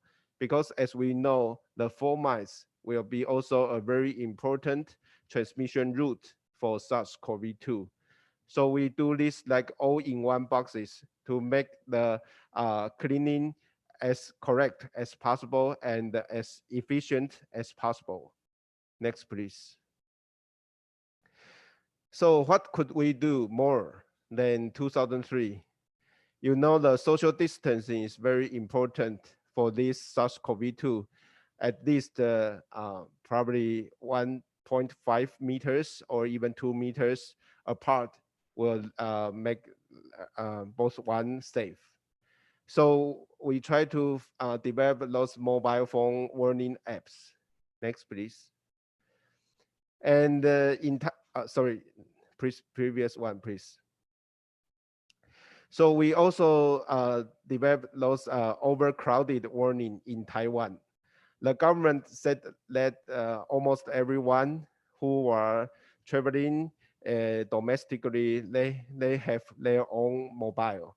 So with these apps, we can be located and each sightseeing place or the market, we can check how many people they were now and try to avoid those too crowded area before we plan to go that site. And we also have those things like a mask selling map. It's real time, so everyone can find a correct place to buy his own masks.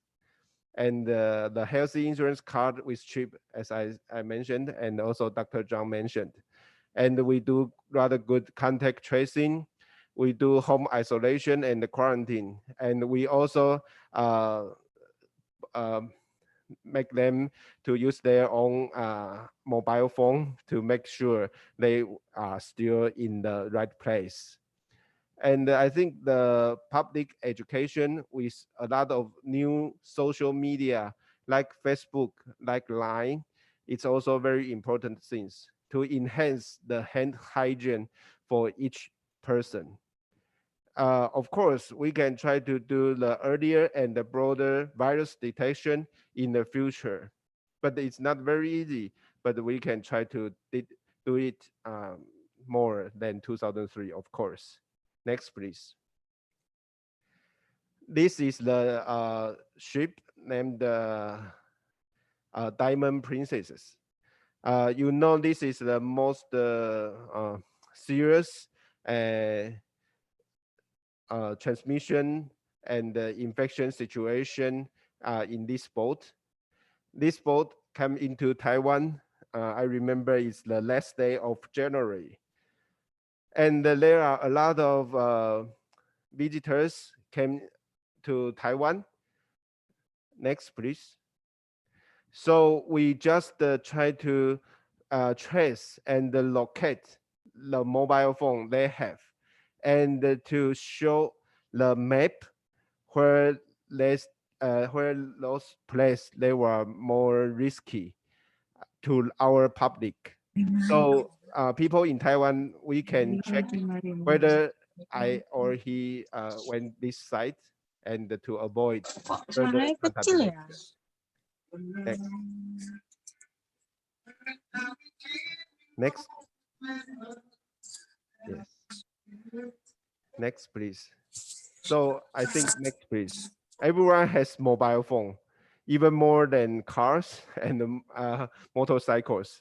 So mobile phone during these pandemics, I think it's a rather good device to follow each one and to give the correct information both to the government side and to the personal side.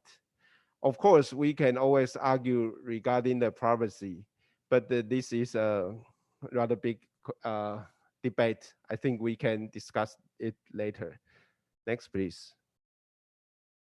So this is the overall strategy for a single hospital, but I think a lot of things is rather important for both of us to combat with this virus. Next, please.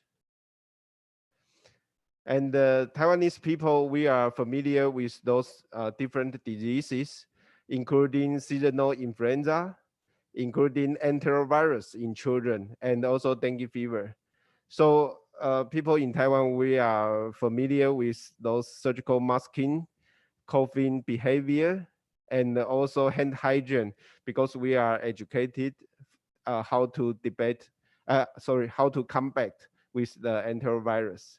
And people in Taiwan, we are also familiar with those history taking, including traveling and the contact history, because we are always threatened by dengue virus. So those things is familiar to people in Taiwan and also in your site. So with the similar idea and the function of social media, the public education is very important to enhance each one to protect themselves if the lockdown is not possible in your site and also in Taiwan.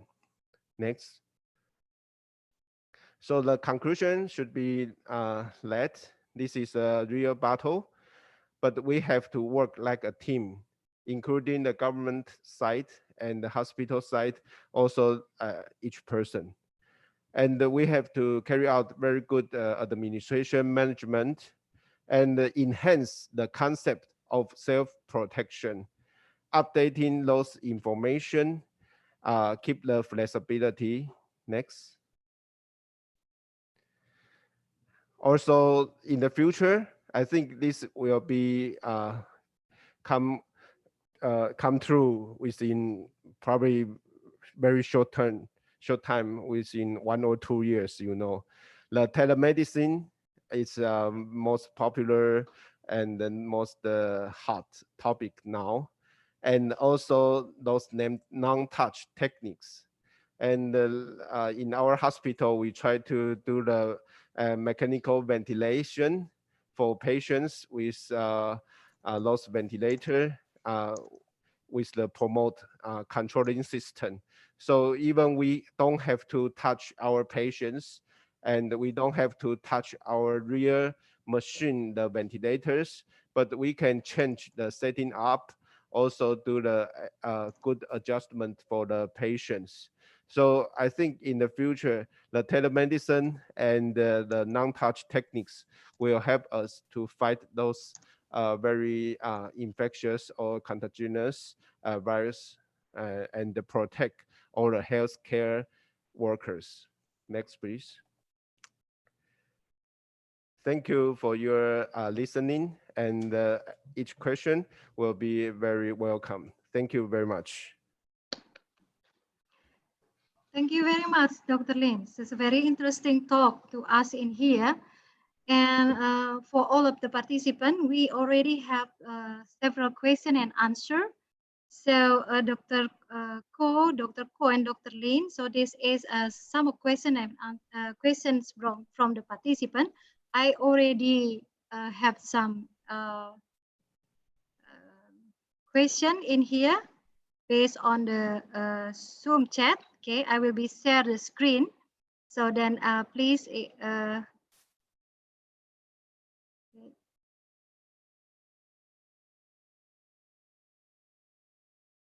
so could you see the question and answer, the question for from the participant?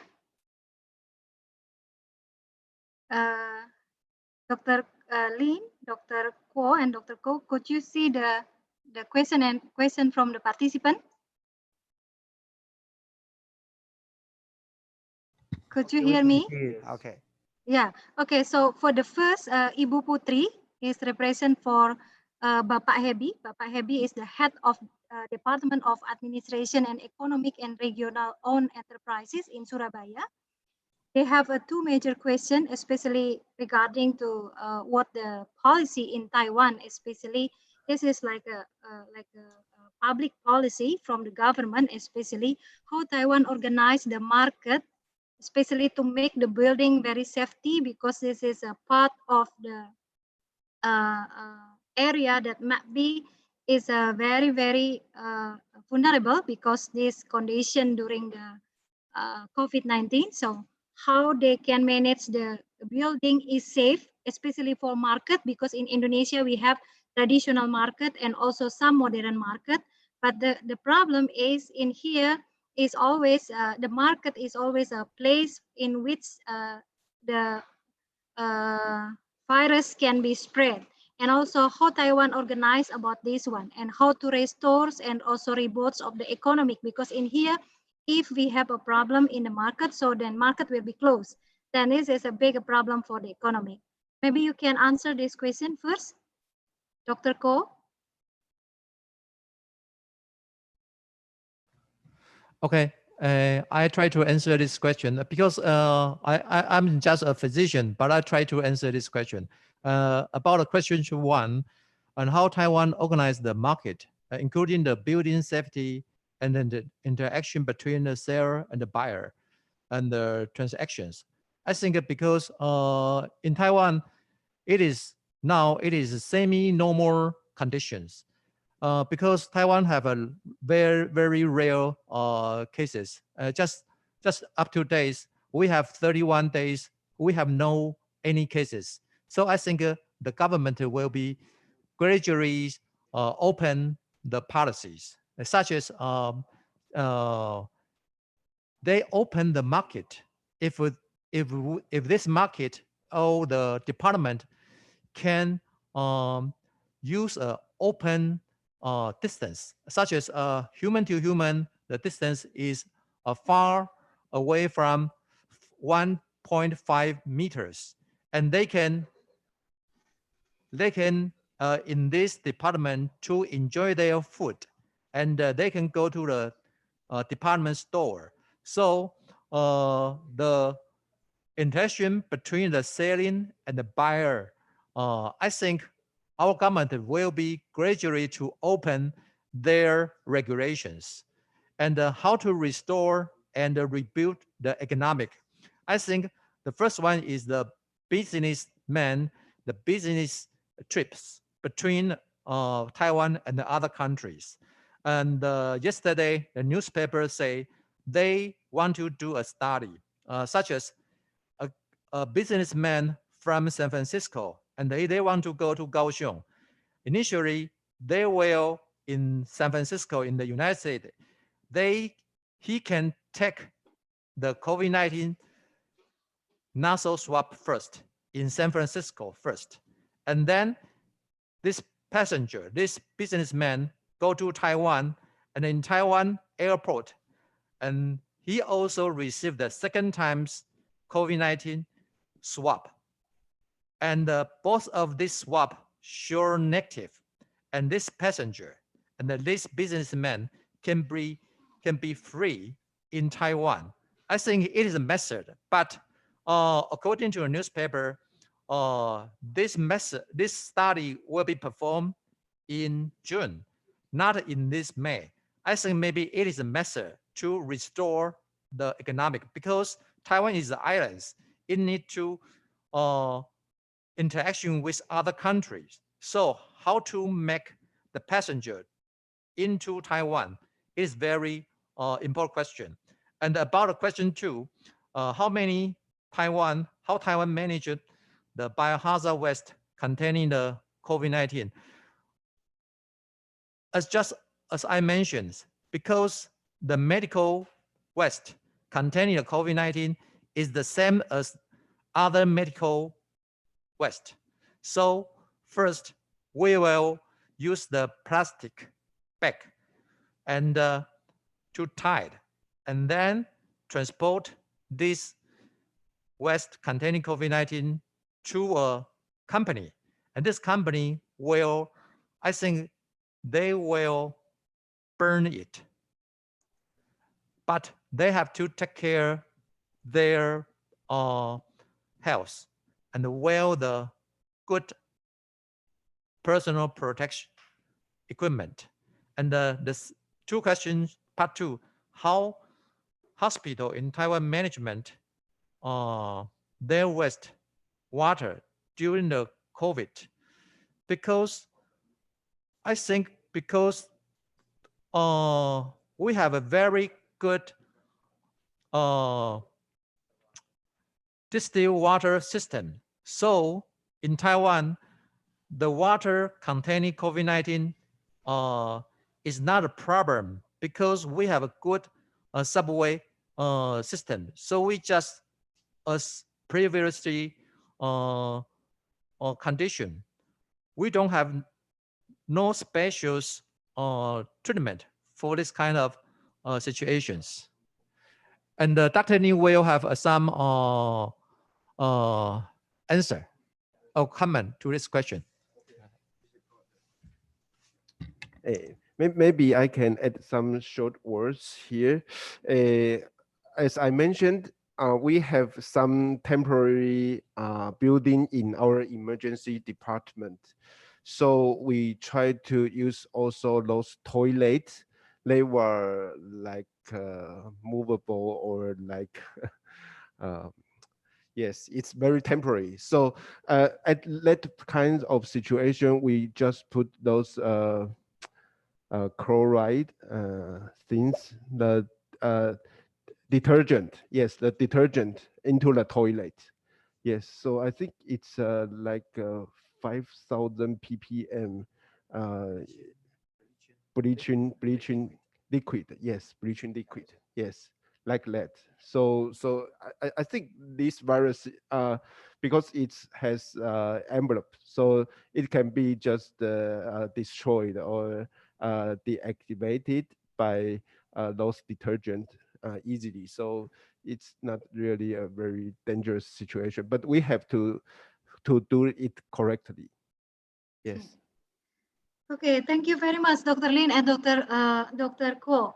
But the first question is about the building safety. For example, as I mentioned previously, in the market, especially because in Indonesia, in Taiwan, you are not close the market, but in Indonesia, we are also not close the market. But the problem is when one person's in the market, they have detected as a positive of coronavirus, then all of the building will be stopped. So stop for 14 days. And then this is some like a problem in here because they say regarding to the economic and any others. Is it also in the point of view of a health? Is it also need to close the market like that one or any other things that can be do? We have one event in our worship. The soldier, I mean the Navy soldiers, they came into the a lot of big market, and we didn't really close each market for 2 weeks. We just closed each market for 2 days and do very thoroughly environment cleaning and the disinfection. But we send the short message like SMS to all the mobile phone when they were located at the same time point with those infected patients. You know, we just try to locate each person if he or she at the same time point together with those, even it's maybe 50 meters away, then they will get the message. And we said Okay. the self, yes, you have to do the self quarantine, but you don't have to do it within your home, but you have be aware of that. Okay. Okay. Okay. Thank you very much. I think it's already answer number 1 and number 2. And this is another question. We still have, I think 1, 2, 3, 4 questions. The first is regarding to in the hospital, because if they are the patient, just only use the ventilator, and how the circulation in the COVID room, especially in the quarantine room. Okay, I try to answer question 3. If there the patient use only ventilators, and how circulation in COVID rooms? I think because all of the COVID-19 cases in Taiwan, they are living in the negative pressure rooms. So if this patient will use ventilation and ventilators, and he still live in the negative pressure rooms, so I think it is okay, because it is also still in the negative pressure rooms. So it is very safe. But because in our hospital we have only 4 negative pressure rooms, and I think maybe sometimes because the 4 isolation room was full, and then we will let this patient to a single room, and but this single room we made some change, and we will make the circulation a little negative pressure. But if we don't have negative pressure rooms, we will use this patient, leave this patient in a single room, and close the circulation, and open the window, and make this room the air and the directly into outside, and there cannot be circulation with our hospital's others rooms. So this is question 3. And question 4, how to monitor patients who have returned home because of their risk for potentially retransmissions. I think because in Taiwan, this patient got COVID-19, and he have to take at least 3 samples at a series 3 samples, and all 3 sample is all negative 3 sample. If Okay. he got just 1 or 2 positive and negative, and the 3 sample is positive, he cannot go home. So it can reduce the COVID-19's retransmissions. Okay, so you make 3 times test before 3 people times. go back to home. Yeah. Not 2 Okay. times. Yeah. Times, yeah, because in Indonesia two times I think, but in Taiwan you're using 3 times for the monitor of patient. Okay. Yeah. Thank you very much. And then we still have the regarding to the big data, especially about the explanation about the big data, as Dr. Lin previously already mentions about how to handling the big data in the area of the COVID-19, because this is also some things that we need to learn. So you already mentioned that you learned from the SARS pandemic at the time, and right now we also will be learned from this pandemic, because pandemics is also suffered in Indonesia. And what the progress of Taiwan related to developing of the COVID-19 vaccine? Okay, let me try to answer the question 5-1. You know, in Taiwan, especially in February, we have several events.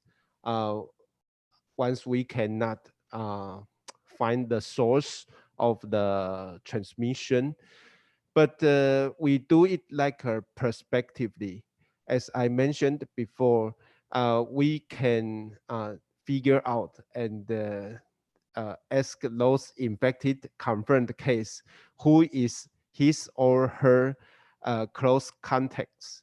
Also, not only in the office, but also probably in the school and also in the household situation. And even we use those so-called national health insurance system to find out those person who try to visit the local medical doctor, and they have been diagnosed like the URI, like upper respiratory infection. In that case, those people will be asked to come back to the hospital or each examination points in the community to make the diagnostic examination. So this depends on the health insurance, the recording system, even it's in the cloud, I have to say like that. So we have a rather big argument regarding the privacy and those contact tracing, But in the beginning, I think it's effective, and most people in Taiwan, we can tolerate for that. But I don't know in the future how will be. Yeah, I don't have the real answer now, but I think in the very beginning, we have to do things like this to contain as much as possible. Dr. Zhang, would you? I think the big data, how to use the big data in handle COVID-19. I think just as I mentioned, because we have NHRI, NHIA, National Health Insurance Administration, and the National Immigration Agency, and they integrate two administrations data so they can understand the past 14 days travel histories. So, and we use this data, and we can definitely understand this patient have travel history, and the travel history to any country. So this is big data use. And the second big data use is because we find one person, he got COVID-19, but we don't know who contacted this person. And we use cell phone and detect these patients contact many persons. And our government sent a mail to the person, contact the patient's persons, and this and the other people who receive the message, and they can understand he contact a dangerous person, and if they have any symptom signs such as upper airway symptoms, they can go to hospital to tell the doctor the condition, and the doctor will perform a nasal swab for this patient. I think both of these cases is the big data's uses. And about 5 questions and question 2, I think because what is the progress in Taiwan related to developing COVID-19 vaccine? In Taiwan, we have a research institute. We say Seneca Academic. And we also have another research center. We call it NHRI, National Health Research Institute. Both of these academic research institute, they have to and want to develop the COVID vaccine. But until now, we don't have seen the positive result because it is difficult for Taiwan. Even we have a commercial company for develop the COVID-19 vaccine. So I think it is in Taiwan, what's the progress in Taiwan? I think it is not so so much progress. So maybe we need Pfizer's or GSK's companies to develop the vaccines. And then such question 6, I want to answer this question. In Taiwan, is there any government policy such as a large-scale social restriction or quarantine or stay-home policy? I think maybe 2 months ago, because we have a god. In Taiwanese, we have a god, we call it Mazu, because Mazu is our Taiwan traditional god because we have a ceremony for the Mazu hikings. And initially, maybe 60,000 people will join this activity. But at that time, the key person, he is very hesitant to continue the Mazu hiking or stop this activity.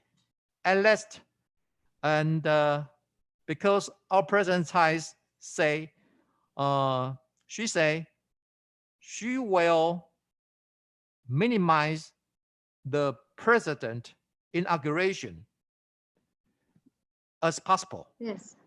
So after many conditions, the key person of this Mazu hiking, the key person decided to cancel this Mazu hiking activities. So I think it is a spontaneously, not restrictions, just follow his mind. So I think I don't have any good example to show any large-scale social restrictions or quarantines. Okay.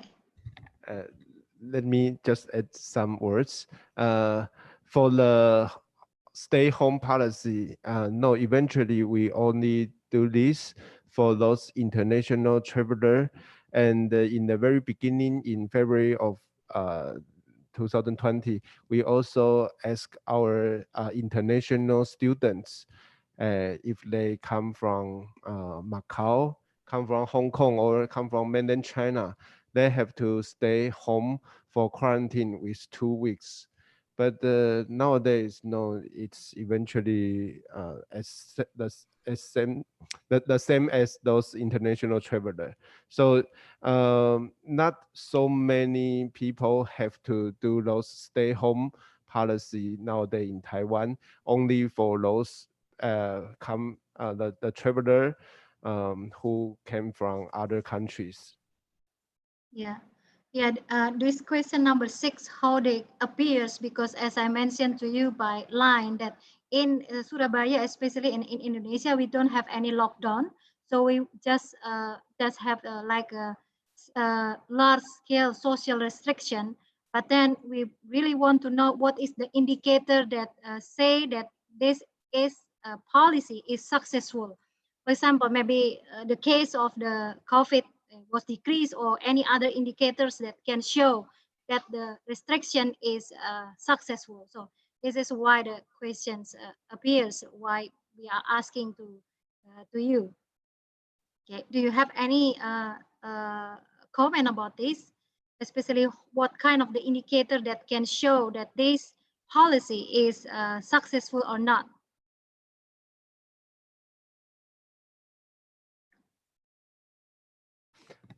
So far, I think in Taiwan, we didn't have so-called the second or third round transmission. So I think it's, okay. yeah, I think it's reasonable for us. But nowadays, we try to reopen and try to de-escalate the rules or the regulations. For example, in the very beginning, I remember our government said that we cannot have any conference or meeting if there are more than 50 participants within indoor. And Okay. for the outdoor, the limitation will be up to like 200 people, like that. Otherwise, it's forbidden in the beginning. But nowadays, within indoor, it's up to 100 people. And outdoor, it's almost 500 people are allowed to join the activity. And you can see, I remember that's like our game, the professional game for the baseball. Yeah. Now they allow Yeah. almost 2,000 visitors. I mean, yeah, it's so I think it's we do it step by step, and no hurry. Yeah. Okay. Thank you very much for all of the keynote speaker. So we still have one question. Okay, from the Dr. Bayu. Dr. Bayu is the doctor from our medical center. So Dr. Bayu asking about what is need to be done for people with positive COVID-19, but there is no symptom show it. But show no symptoms. So they be treated, or any other comment for this one? Okay, Dr. Bayu, how can you do if these patients not to be symptom, but they are positive test? In Taiwan, because we have many isolation rooms, so in such a condition, this patient will be isolated and live in hospital until 3 times sample show negative in this condition. Okay. Yes. Okay. And we will not let them go home. Okay. So you currently everything is the hospital. So thank you very much, Dr. Kuo and Dr. Lin, and also Professor Kuo. So because we already have a limited time, I think this is the end of this seminar. Thank you very much. But before we are closing, so I hope that for all participants, please turn on your video.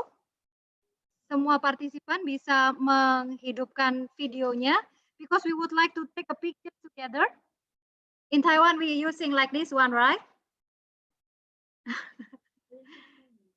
So we will take a pictures together. We have many participants. Oh, thank you. Okay, can we turn on Ibu Putri, How are you well? Bu Ani, everyone? Mbak Alfi, Pak Ahmad, maybe you can turn on the video, Pak Welly. So please, we can take a pictures together. Thank you very much for the sharing, and we still have so many. So wait. Okay. Thank you. Pak Agus Slamet, Bu Valencia from the Revito from Perindo. Bu Putri, you can on. Okay. Okay. So this is the first screen. First screen. Okay. We still have several screen because so many participants also. Okay. We can continue to the second screen. Bu Ervin. Okay. Yeah. And then the third screen. Around 60 participants. Okay. Already, Bu Ervin? Already finished? Okay, the third screen.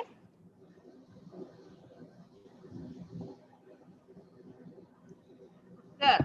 Okay. Bu Maya, Bu Laura, and then any others, please. Because we have so many participants also today.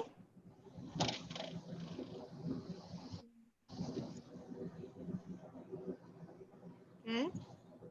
Pak Arseto, and any others?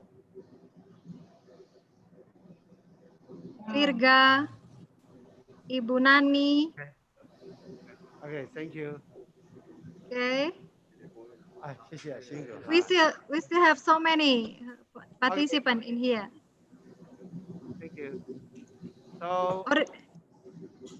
So thank you very much, Dr. Kuo, for all of the nice talk today. We learned so much, so many regarding to what Taiwan already done, and also we can see the taxi, and also can see many of the big data is a very, very important for us, especially in this pandemic.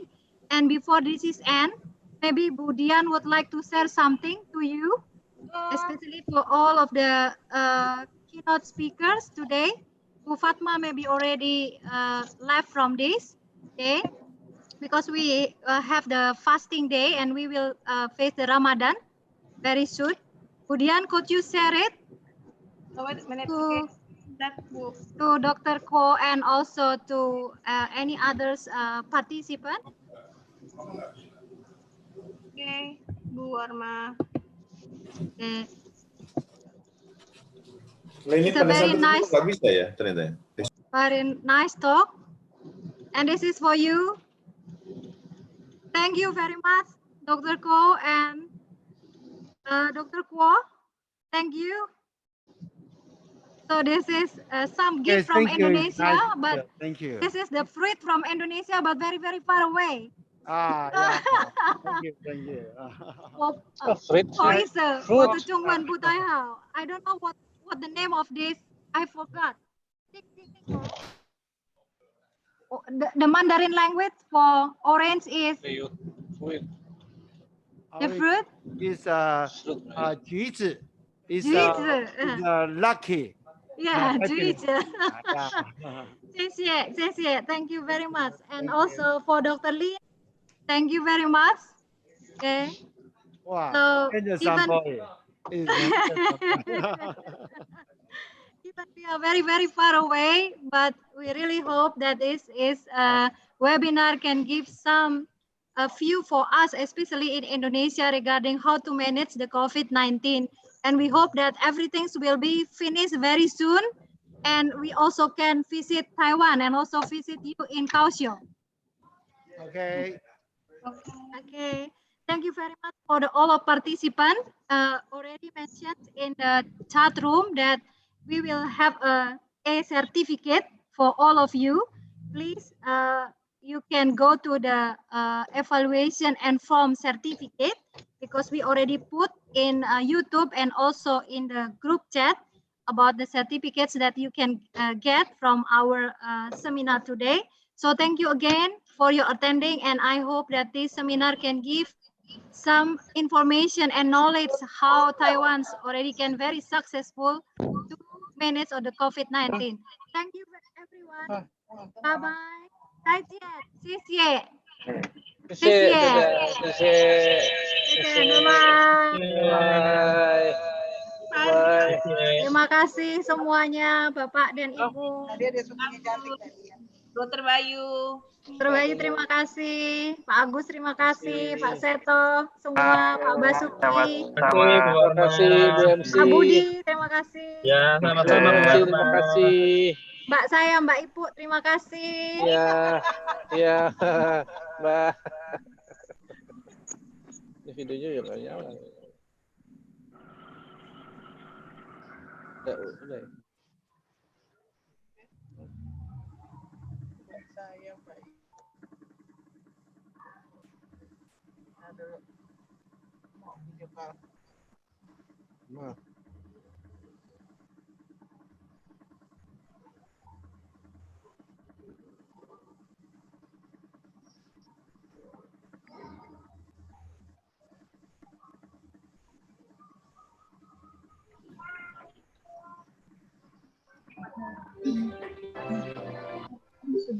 Tergantung dari kalau awal-awal itu selalu mereka jadi terus ada juga yang namanya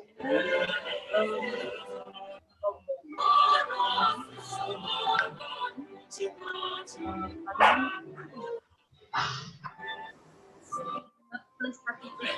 Jadi maksudnya apa? Habis mau nanam jadi kayak yang penting kalian pakai baju. Waalaikumsalam. Jadi nggak usah Ikatan. Itu itu informasi nanti Pak Eko Sukamto Pak jenengan kan padale poskotis ta podale COVID ngoten. Enten enak terus mungkin mendatang batok tanda tanya. Sampun.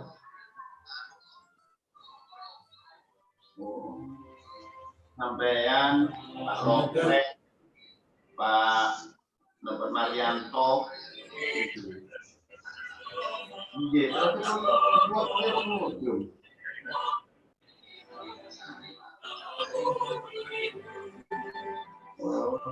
nah terus sing COVID Pulau Andi sinten niku